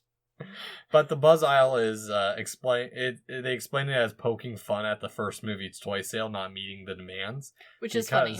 Which the story behind is kind of interesting. Mm-hmm. And you don't find out the story of this until the third DVD. So, a long time after it came out. Yeah. And it wasn't thought that the toys would do well. And so all the major companies were telling them no, but this small company called Thinkway Toys took it on because their CEO saw it as an opportunity. And on top of that, originally they wanted to do the 6-inch figures because that was the size for action figures, and like you see that with the Star Wars figures and whatnot. Yep. But they was pushed to do the 12 inches to match the movie because when kids got a Buzz Lightyear toy, they'd want a Buzz Lightyear toy from the movie, not the scaled down version. And the owner believed in it so much that he put his own money down to make extras for the reorders because he anticipated it would sell well, and they have never stopped making it. And that's exactly what happened. Is there was a rush to get Buzz Lightyear toys, and then they filled the shelves up because no one had them. Yep. Yeah, Slinky Dog literally came out of unproduction because of the first Toy Story movie. Yeah. People are like, oh yeah, I used to have that. I wonder if those are still for sale. And the answer at the time was they weren't. No. So they started making them again. Exactly. But also, I like these bits too because it's dealing with yourself and like who your past was a little bit without like fully going too deep into it with both of them too. Oh, and it's honestly a really great way of like looking at like the different ways life can go without like kids having to think about that. Yeah, Woody having to deal with newfound fame and Buzz having to deal with like the pain in the ass he used to be. Maybe still is. Yeah. But we do get to the Barbie aisle. I love Barbie aisle. I do think it is interesting how differently they have portrayed Barbie over the years. Barbie is a figure who is not new to movies. Barbie movies well exceed this. And we're not doing this because of the new Barbie movie either. No, she's just in this movie. And it part of the reason she was not included in the first one was it's Andy, and Andy probably didn't have any Barbies. Nope. But also because Barbie, they wanted timeless classic toys. Barbie specifically cannot be timeless because she is meant to be a timestamp of history. Which is why I like that she's included here. I love what they tried to do. I think it's funny. I think it's hilarious. Especially as someone who likes the Barbie movies, I think this is a really great, silly way of showing Barbie. Because, like, Barbie herself, Mattel itself, takes Barbie very seriously. They always have. They understand how to have fun with Barbie. But they see her and her image very seriously. And it's only really in side projects where they're not the ones creating it where Barbie gets to have a goofiness to her. Which is hilarious because most people play with Barbie in a goofy, silly way. Yeah, and I like that they are also kind of poking fun at, like, so many Barbies out there. Of course they have, hi, I'm tour guide Barbie. It's like, which you have to, because like that's exactly how, if you're in the Barbie world, all of the Barbies have like a very hyper specific name because there's so many Barbies, and that's just Barbie. That's not even like the side characters of Barbie. It's not even Barbie's friends. Yeah, which is impressive, especially considering like how many Barbie-like figures have tried to make an impact. Like, the one I remember that was heavy, because I only remember it because of the advertisement, was the Bratz dolls. Yes, which were much more fashion-based, whereas Barbie has always tried to be more... Originally, Barbie was meant to be more life simulator, and then Barbie wanted to stop being... Barbie's career woman. Well, then they moved to Barbie Career Woman. Yeah. Barbie Career Woman's fairly new. She originally didn't have a career. Her career was clothes. But Women's housekeeping book. But where Bratz is different from Barbie is, like... And I think part of the reason why Barbie was used as opposed to Bratz, even though both, I think at this point, even when this movie came out, like, there were other fashion dolls. Yeah. Or play dolls. Barbie is more iconic because there are more Barbies. Because Barbie is not just like, oh, well, she's just doing current trends. It's just the current, like, oh, quick fashion quips. They are very specific about their research. And it fits in with the Pixar, even if Pixar is poking fun at it. But it's in the same way as they poke fun at, like, oh, look at how many Buzzes there are, and how annoying Buzz really is. It's not like Big, where it's just kind of random toys. Oh, this building turns into a robot. Yeah. Well, what do I do with the building? Yeah, like, which is kind of odd, because there aren't any Transformers, as far as I know, in the Toy Story universe. Not in this one. I think there's kind of one in the next one. Kinda. Kind of, but not really, because everything's original really in the next one. That's true. Yeah, because they didn't have to rely on existing toys like in the first one. Which is an interesting take, which we'll get to in the third one. Yeah. I like the existing toys. I like the fun at Barbie. I think this is a really great way to do it. Oh, yeah. And also, I like their just play at with other movies with the nod to Jurassic Park with Rex and... And also, like, whether or not you like it, this Barbie and Ken combo was kind of the standard hilarious movie version that the rest of the world knew. For honestly, until the newest Barbie movie came out. Because unless you are a girl watching the Barbie movies, there wasn't really a representation of Barbie herself in other movies. And the Ken's not really even in this movie, it's just the Barbie aisle. Yeah. Yeah. We get to Ken in the third one, I think. When was the Ken doll made? Oh, he's been around for ages. It was originally... Ken and Barbie were originally inspired by a brother-sister. Ugh. Yeah. Oh, geez, 61? When the fuck was Barbie made? Barbie has been around, man. 59. Oh, Ken wasn't... Okay, 59. Ken was... So Barbie's been around theoretically the same time... Almost the same amount of time that Woody's been around. Yes. And the only reason that these Barbies are not in a collection is because these are the new ones. Okay. Which is hilarious, because some of the names they throw around aren't terribly new, but, like, for this movie, like, it's fun to pretend and don't worry about it too much. Yeah. Also forgot to mention, Buzz has been replaced by New Buzz. I love New Buzz. I love Spanish Buzz. Yeah. Which, I after Woody's been refreshed, because we're now back to him, he's ready to leave, but they are really guilting him into staying. And this is where we hear Jesse's backstory, and it's a real Debbie Downer to the movie. It's such a Debbie Downer, but it's beautifully done. It is. And and until this scene, Pixar had yet to be really known for a heart-wrenching thing. Toy Story 1 had some very, like, deep parts, but it was never heart-wrenching. Yeah, Bug Story's just Pixar Seven Samurai. It's just the Seven Samurai, and while it's fun, it never had the lasting impact that it could have. Part of which was because of how it looked, and the toys that went along with it just weren't great. Mm-hmm. Whereas this one set up the it leaned into the standard and honestly exceeded the standard that Disney later would follow, with having a heart-wrenching portion of their movie specifically set to heart-wrenching songs that were well composed and then sung by someone famous. Again, using the songs in a way that wasn't what Disney would have done, where it's much more in a standard movie format. Disney wouldn't move to this until well after Pixar has been established as, like, a big-time name. No, exactly. But what's great about this scene, too, is she's accidentally dropped like Woody was dropped. Yeah. But she's actually forgotten. So she's, again, another outcome of what could have happened to Woody. Woody could still be at that gas station from the first movie. Yeah, or knocked under Andy's bed. Yeah, gone forever. And forgotten. Yeah, just reinstituting Woody's fear of being or Woody's fear of getting rid of, and Mhm. feeling like this camaraderie between her as well. Yeah, it's very heart-wrenching, and honestly builds Jessie's character significantly in a short Mhm. amount of time, because while she is a good character, she's a little annoying because she isn't well developed until we get to this part. Yeah. Honestly, it's not even until the third one that she really gets a full personality by herself. Yeah, it's like, okay, I get why you're clinging now. I mean, it's that existential crisis of Mm-hmm. being forgotten and the ways of dealing with it, because, like, Sure. she is straight up just left like a sad puppy on the side of the road. Just forgotten. Yeah.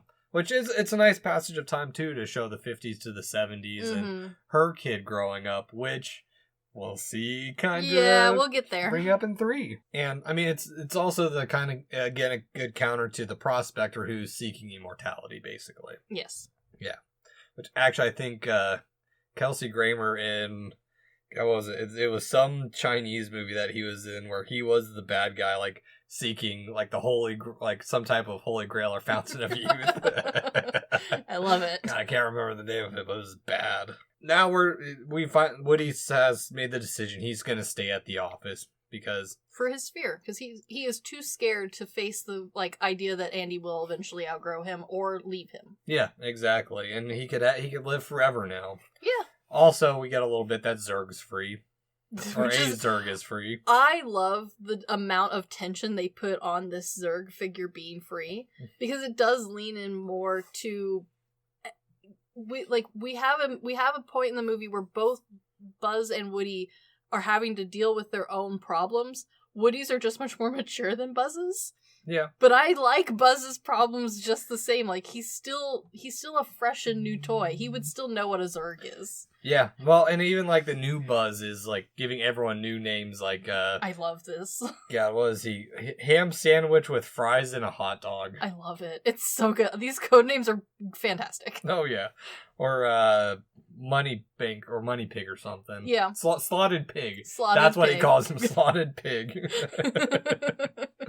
Also, is Al living in the penthouse of this? Because I mean, seems like Toy Barn is booming. I have no idea. I don't know. I am so confused as to what Al actually does. I would like to think that Al, logically, I'm sure, the writers wanted you to assume that Al owns Al's Toys Barns, and there's, multiple chains. Mm-hmm. Or multiple franchises, I should say. But the way that, the first movie presents it is that, maybe Al is just the mascot guy and, selling stuff on the side. It is unclear what Al does. Well, we know he owns the Toy Barn because it's got his name on it. That's true. He has an office in it. That's true. It is Al's Toy Barn. Al's Toy Barn, I don't know how good of money one would make as owning a toy barn. It's the 90s, Toys R Us. They did okay. They did good for a very long time. Yeah. Well, that's a whole history we're not getting into. They I made don't some know. really... I watched the whole like- video. They made some really bad business decisions that Yes, they backfired, and that's why we have very few Toys R Us's around. I agree. I do like to think, though, that Al is supplementing his income by selling rare toys. Oh yeah, no, that's exactly what he's doing. Because that's the whole thing is, that's why he got what he fixed is, he's trying to sell these toys to the museum. Yeah, but I feel like that's his peak goal. He's never sold to a museum before. Yeah, Otherwise, he has been selling to collectors. like himself. Like himself. Yeah, pretty much. But also, one thing I like with this, I don't know how some of this works, the toys utility stuff really working, him having the suction cups to climb, but the laser not working. That does make sense, though. The laser's a light bulb. Yeah. You don't put lasers on kids' toys unless it is specifically a laser. Or you're Dr. Evil and you want freaking toy sharks with freaking toy laser beams on the freaking heads. Well, yeah, but again, that's a villain. Yeah. Ham would do that. Ham would do that. But Ham is unfortunately a piggy bank. Yes. I just don't know. I don't know some of the logic. It brings up questions of I feel like this is another case of them pulling from other toys that they did have. I've had toys that had suction cup bits. Mhm. I think we had a car that suction cupped to the wall and drove around. Huh. So I've had toys that have suction cups. I've had dart guns that had the suction cuppy thing on it. But yeah, it at least in the times where I worked with toy design, lasers were kind of a no-go because you do not want children to accidentally blind themselves. Light bulbs are usually the replacement if you're going to imply a laser. Lasers are kind of saved for, like, adult kid toys, big kid toys, but you can't put that on a toy like Buzz Lightyear. He's clearly meant for 3 and up. True. Maybe 8 and up, depending on, like, what little pieces he comes with. Not the illegal Chinese laser. One of my friends used to have that. Could actually started smoking one of the beams in our call once. Yeah. We don't give those to kids. For good reason. Yeah. Kids are destructive. Yeah. I don't think you're even supposed to allow kids to play with the laser pointer that you give your cats. No, I wouldn't let a kid do that. Then you're not giving it to Buzz Lightyear either. But they are finally to the rescue, which I think it's funny that I like this juxtaposition of they're all so worried. Yeah. But Woody's just living it up like he's been indoctored into the cult. I do like how time does seem to pass differently for toys, because, like, it does make sense. They're toys. Yeah. And It's been 2 days. yeah, but the amount of time and the pace of time we've had with Woody feels like he's been here for, like, a month. Yeah. Or longer. Whereas they feel like they literally just crossed the street because they did. No, I mean, it hasn't been that long. No, it's been 2 days. But it does feel like a month has passed for Woody. Woody is fully into the whole, now I'm going to Japan. Yeah, he's like, cool, I'm gonna follow the weebs. Yeah.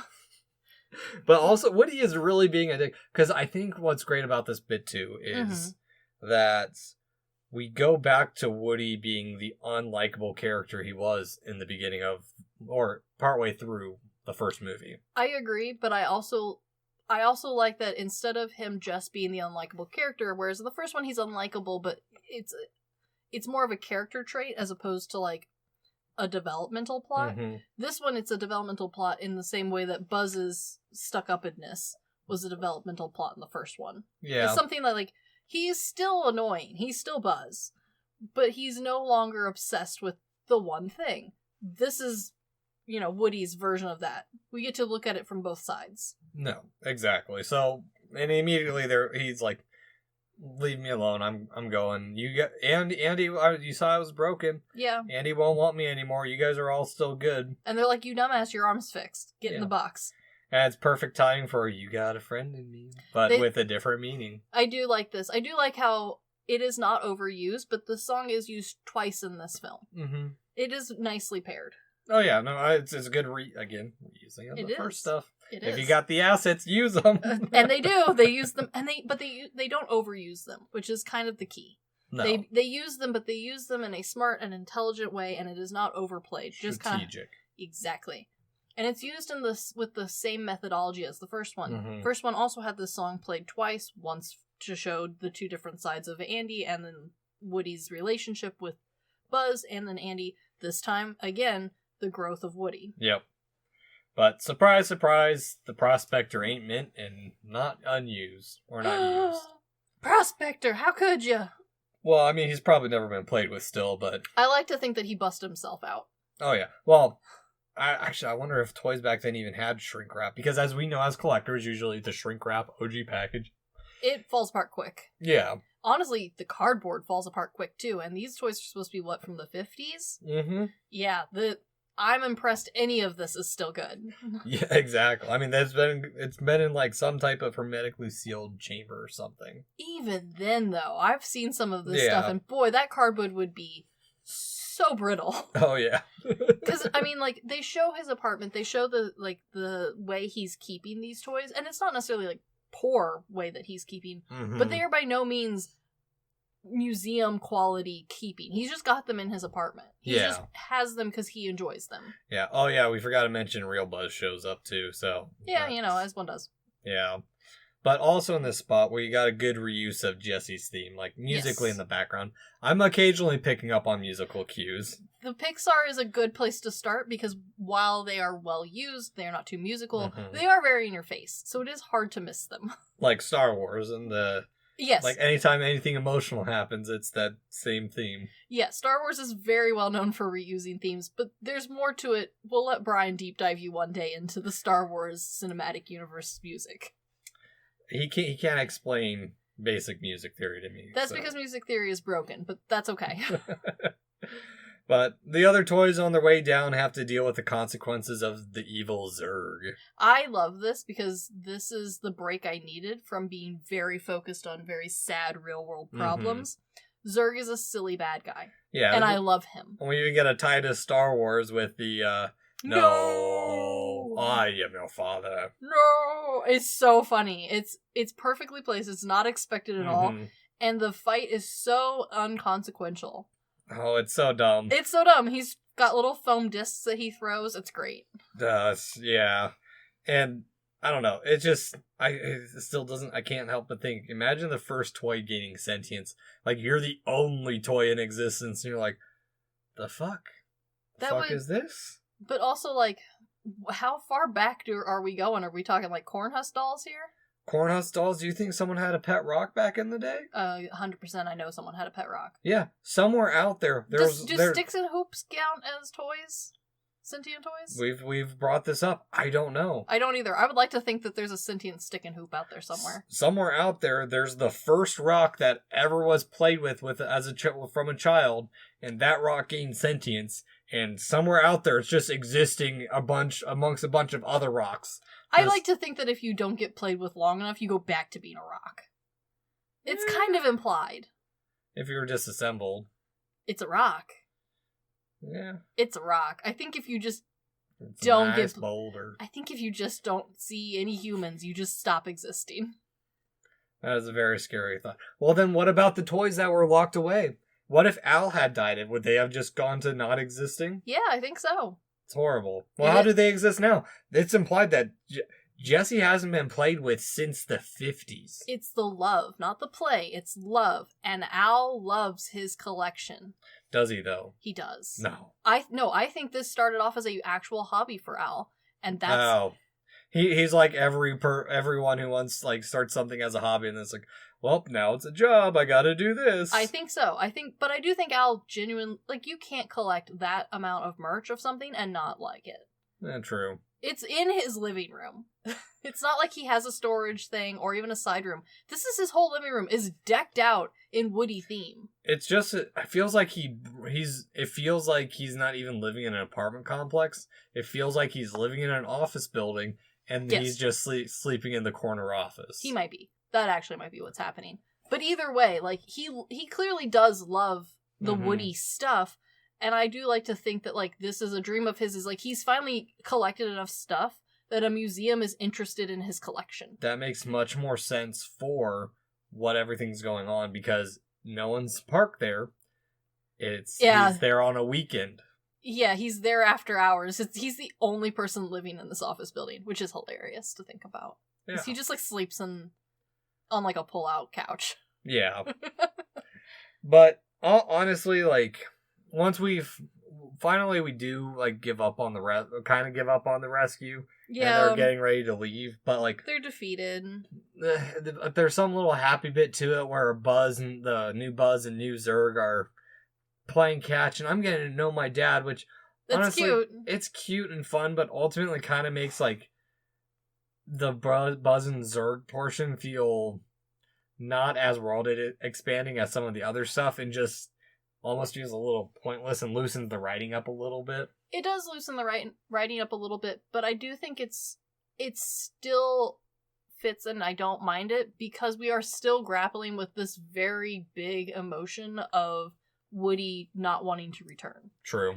And so, yes, it's silly, but it's not our Buzz that is playing catch, it's just other Buzz. Yeah. And, at the same time, it does also play into the nerdy writing that we've already known and loved. They've already made the, connection that Buzz and Star Wars is connected in their heads, writing-wise. And how hilarious would it have been if, they could have gotten over their differences as father and son and, played one-handed catch together? Yeah, true. Yeah. Actually, no, they are continuing the rescue, because I forgot that. Well, Woody's I changed my mind, but it's already too late because the prospectors sealed them all away. Yes, he has screwed them in. That's right. And now they're on to the Pizza Planet machines, or Pizza Planet cars back. I love the reuse of Pizza Planet. It's one of the best things Pixar's ever done. Yeah, it gets reused in 3 as well. It gets reused in several other movies as well. I think it's even in Finding Nemo, very briefly. Is it in Cars? I think so, but I'm not sure. I'm not as big into the Cars world as other people are. There's a disturbing amount of people who are into the Cars world. Okay, I enjoy the Cars cinematic universe. I do not love it, so I have not deep dived into it. I've only seen the first one, so... The second one's cute. And the one where Mater's a spy is funny. Yeah. You wouldn't like it, but it is funny. Maybe one day, because Tiny Humans have to watch something. One of these days, you guys are going to have to rewatch all of James Bond because of the Tiny Humans. And you can add the one where James Bond is in Mater. Yeah, that'd be fun for them. Yeah. You can start there and work your way up. But now it's into the baggage sorter for everyone else. I love the little green ones that are along for the ride. Hooray! They're kind of rescued from being ornaments. Yeah, as one does, I guess. Yeah, which, I mean, it has to be Buzz to the rescue, which...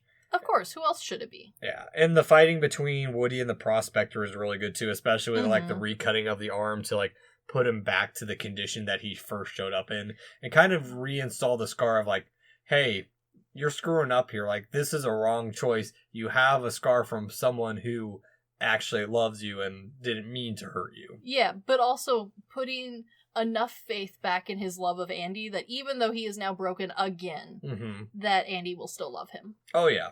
The old man's just an now crotchety old man who's afraid of change. Yes. Which, is a great commentary on the world. Yeah. And they eventually escape. It shows that Al's going to get his comeuppance. I mean, I don't care, honestly, about Al, because he was such a background bad guy that, like, anything could have happened to Al, and I would have been okay with it. Yeah. Honestly, if the man had just received a very hefty parking ticket, I would have been fine. Yeah, no, it's a fun little fight, and it's a good build-up to Jessie still being taken in, but it's time to rescue Jessie because she needs love and a second chance at life, because she's also realized that, hey, a museum's not for her, because... She needs that. As much as she doesn't want to be hurt again. Yeah.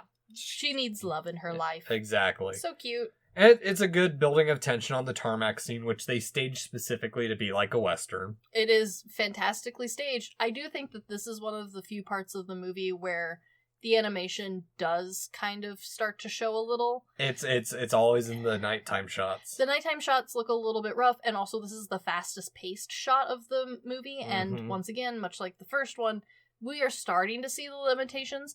I'm still incredibly impressed on the jump that they made in just 4 years, and on a very tight budget, on a very tight work frame with very few people. Like, this is incredibly impressive.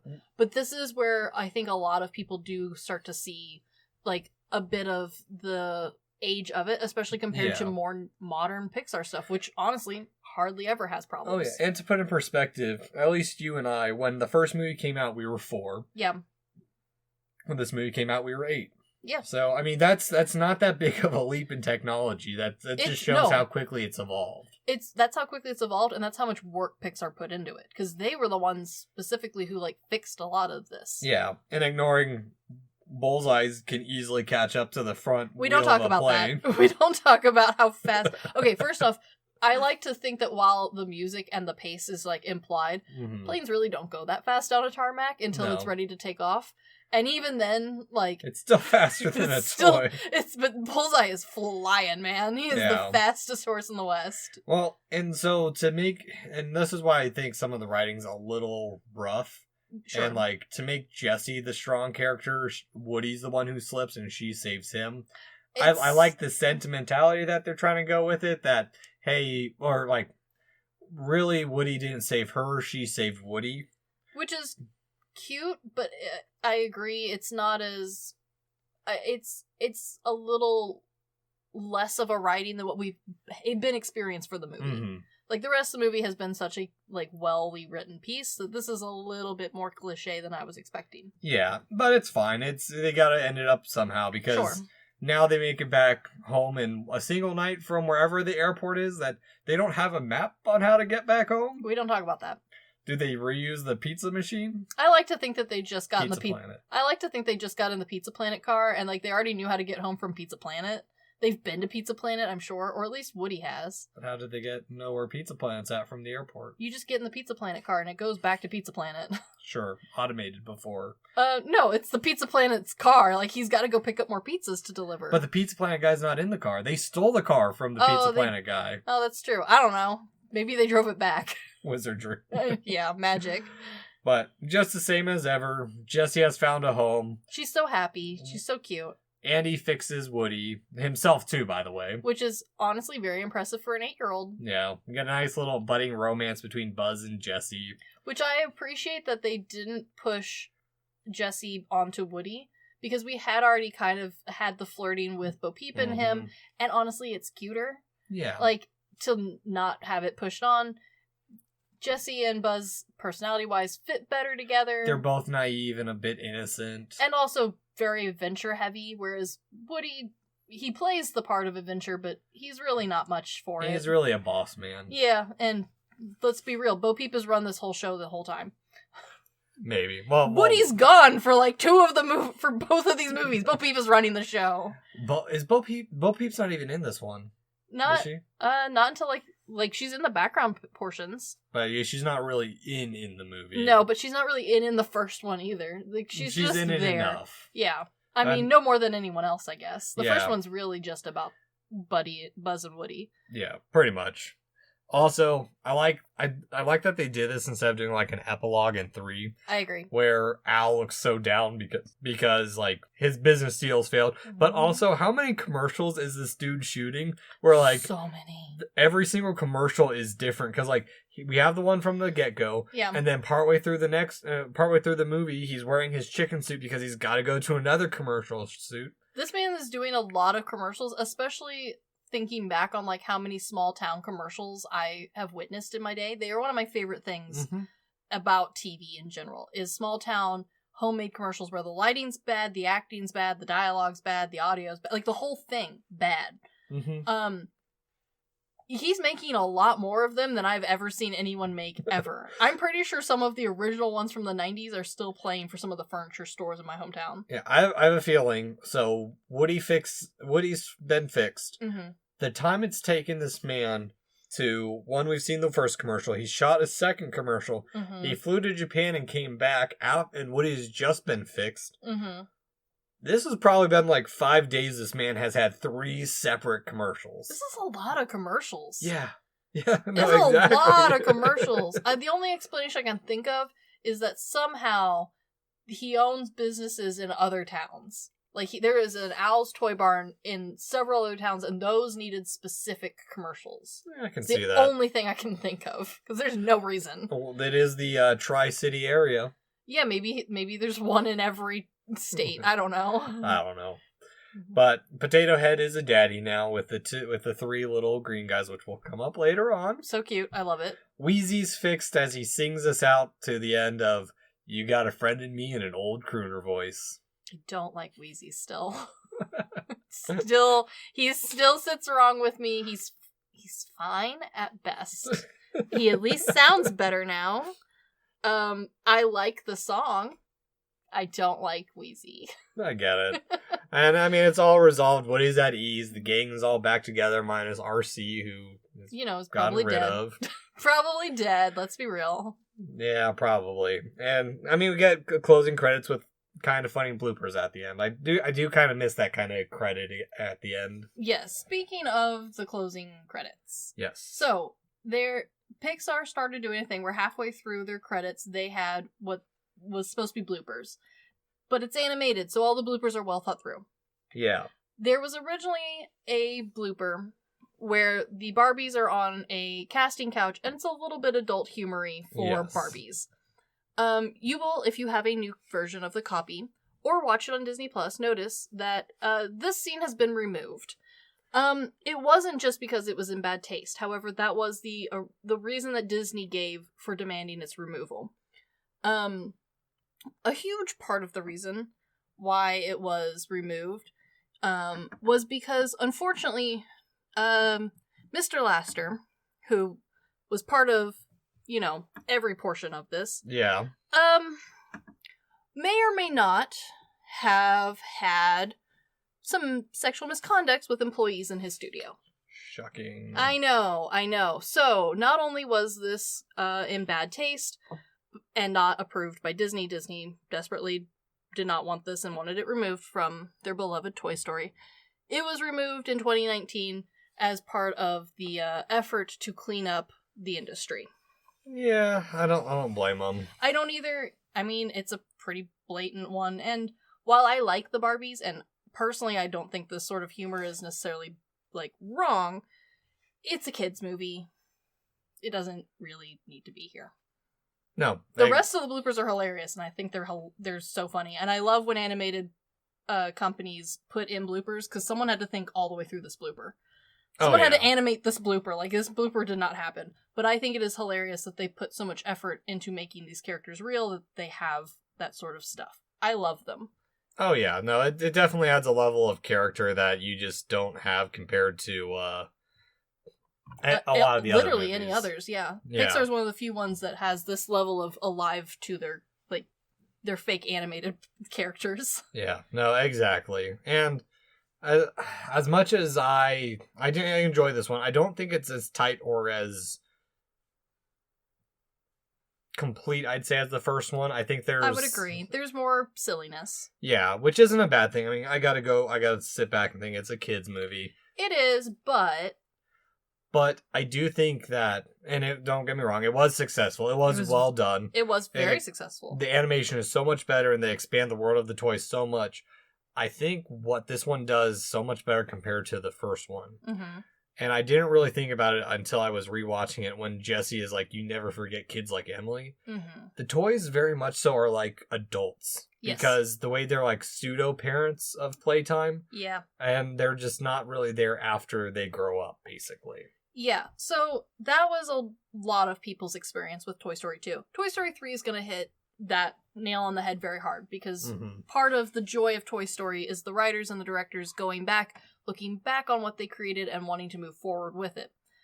That was the sentiment of a lot of people who watched Toy Story 2, was the growth of Andy, and they really appreciated seeing that, but also seeing the growth and development that the toys show was appropriate for the growth of the audience. Yes. So if you were, a young kid when you first watch it, you are now an older kid and you can comprehend and understand that level of hurt and abandonment now, where you couldn't have when you first watched Toy Story 1. No. And that was something that people really liked. And it was part of the reason why a lot of people will claim that this movie is as on par with the first one as far as sequels go, especially for kids' films. Yeah, I have to agree with that. I mean, it is on par with the first one, just a little lesser for me, at least. Sure, no, it does have more silly. Yeah, but I still enjoy it. That's the thing is, I'm looking at it from more of a critical lens in this perspective, but I'm sure as hell going to go back and rewatch it when I feel like it. Which is saying something, because you're not usually a children's movie watcher. I am, I guess, to a point, but it's the children's movies I don't care for are like Disney. Yes, so, which I mean, this technically is. Yeah, I mean, I'm down to watch Studio Ghibli. I'm down to watch anime movies, live actions and whatnot. Sure. Or not live actions, animated ones. Yeah, no, and Toy Story 2 was for Disney anyway, because Disney slapped their name on this. Let's be clear, Pixar made it. Mm-hmm. Disney is the one who, though, is advertising, and they are the ones who, are keeping it going when it's not in theater. This movie changed how people expected sequels of Disney to feel and look. Did it, successfully do that? No, not really, because it was Disney and we still had a lot of bad direct-to-DVD or movie sequels to go through. But it did change people's perspective and hopes for sequels. This really did kickstart a lot more sequels being in theaters as opposed to just straight to VHS. Yeah. This also really kickstarted adults wanting to watch sequels. Because we'd had good sequels, but for the most part, adults hadn't been watching them. They were things that you just put on for a kid and you hoped for the best. Yeah, it's like with Aladdin where there's a couple little snide remarks in the background, or Zazu in The Lion King having to cut off, I've got a lovely bunch of coconuts, because it's about tits. Yes. Whereas Lion King's honestly a great example. So after this came out, Disney did put more effort into it, and you can see that with like examples like Lion King. Lion King 2, Simba's Pride, was significantly more effort and budget put into it than probably would have originally. Partially because they were hoping that, adults would see it, a full audience would watch it. And then when they finally like really got some footing behind it, they made Lion King 1.5, which a lot of people think is even better than the first one. That's debatable. I think the first one's significantly more thought through. However, I understand the joy that the 1.5 brings. Sometimes it's just for entertainment over actual meaning. Exactly. But again, like, there was much more effort put into these after this success. Yeah. Did they still make shitty ones? Of course they did. But they were putting more effort into the writing and into the directing, but from that point forward. Cinderella 2, Slip in Time is a really good example. They put a lot more thought into the story of that one than they really needed to, and it shows. It's one of the best ones. Yeah, no, I get that. I mean, it definitely has its mark on and why it still holds up. Which is even more impressive because the first one had already made a huge impact in the industry. Yeah. The second one came through and did it again, just in a different way than we had seen for the first one. Exactly, and what leagues above A Bug's Life? A Bug's Life's fun, though. A Bug's Life is fun, but let's be real. Don't get me wrong, I like the original story quite a lot, and I can see the parallels. No child catches those parallels, and unless you're Pompo the Cinephile. Unless you're them. But still, the toys didn't work. The only time I really saw any like big connection was for a while. There was a Bug's Life theater in, and I say a while, it was there for quite a while, in Disney World in Animal Kingdom. It was part under the tree, and it was a 4D theater where things smelled, your seat moved, that whole thing. I think it has since been removed and is being replaced with something completely different. I don't remember what. But, like, that was the only big tie-in that I remember anyone actually having any impact for, whereas this one, whole lines of toys got brought back from the dead. Not even really from the dead. It was only 4 years. Slinky Dog was dead. Slinky was brought back because of one. Yeah, piggy banks were not popular until after these movies came out, and then they had a huge wave, and now you can buy them again in different shapes and colors at Walmart, and they're fairly cheap. Got a Pikachu-shaped one. Exactly, like it wasn't popular to have them when we were kids. No. You might have been gifted one from a parent. Oh yeah, I had one. I had a metal tin, and I just shoved all my money in the metal tin, but like, you got gifted them, they weren't popular. This movie helped popularize background toys for the kids themselves. Yeah, I mean, I can see that. I mean, if it's again that have all of them, collect everything. It was, but in a different way than other movies had done. Yeah, it's just like, hey, if you want a Slinky toy, we've got it. Exactly. Yeah. And you could very easily pick your favorite or pick them all. It opened it up super well because it wasn't hard on the like idea of playing with the toys. It was them being their own character. I actually have an odd question now. Yes. So, if animals can see toys being alive, and Wheezy, by your theory, is a dog toy. But he's only alive because Andy played with him, because Andy was apparently a weird kid and loved Wheezy. So, kids play with mice toys. That's true. My cats maimed the mice toys heavily. Yeah, they're probably dead. So the toys die. The toys? Well, I mean, would you play with a maimed toy? No. Well, if I was young enough. If you stop loving it, then it's dead. And most kids stop loving things when they are maimed beyond recognition. But Jessie's not dead. Jessie's not dead because she has Al who loves her. He just doesn't love her in the same way a kid loves her. But I am sure that in this Toy Story world, my father-in-law's entire room full of toys from Star Wars are all sentient and they come alive at night. I can't agree with that because Jessie's owner stops loving her. She forgets about her. Yeah. And then she is re-sentientized by Owl. The toys are forgotten by Toy Story 3, kind of. Yeah. Yeah. Yeah. So, but they're sentient still. Yeah. Yeah. But, Chris, at the end of it all, on our good, bad, weird scale, what do you give Toy Story 2? Obviously, this is just a good. Mm-hmm. This is a fantastic movie. Yeah, I have to go with that, too. I mean, I bitch about a couple bits, but they're minor. It's just dumb. Just me being too cynical. And honestly, even if there hadn't been a first one, like, yes, there would have needed to been more world expanding, but this movie stands alone really well. It doesn't need the first one to help prop it up in any way. No, not at all. And, yeah, it's the same thing with Star Wars, where Star Wars 1's good. Empire Strikes Back is better in my opinion, Sure. but you need one to have two. Exactly. Yeah. So, would you recommend watching this movie nowadays? Of course I would. It's Mhm. really great no matter what age you are or who you are. However, as we are doing, the best way to watch Toy Story is to watch all of them together. It really does make the most impact. The first three. The first three. Buzz is kind of up in the air. And, well, 4 is up in the air too, I'd say. I can agree with that. Yeah, I could have not watched 4. Well, we'll get there. We'll talk about it.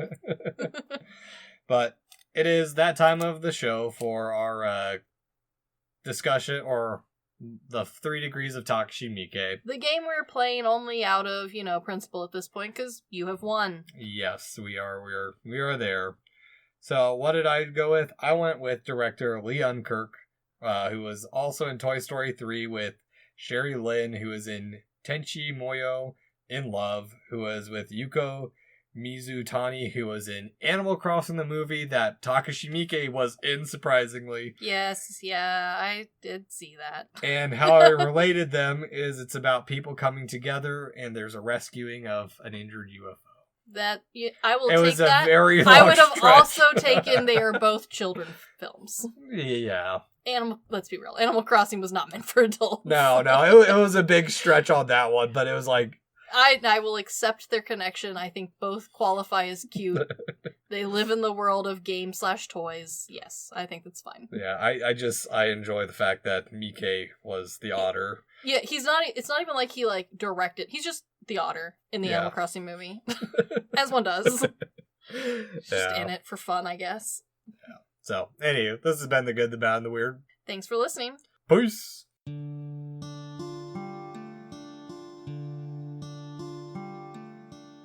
Thank you for stopping by this here town of The Good, the Bad, and the Weird. We appreciate your listenership, and if you want more of our takes in your life, feel free to check us out on social media at The Good, the Bad, and the Weird Podcast, or TGTBTW for short. As well, if we missed a fact, your favorite part of a movie, or just have a suggestion and want to reach out and say howdy, feel free to email us at tgtbtwpodcast@gmail.com. And feel free to join our Discord at The Good, the Bad, and the Weird Podcast, where we talk about movies, just share random banter here and there. And always, check out our podcasters, streamers, or any other content creator we shout out in our episodes. We really appreciate it. And as always, thank you for listening. Peace!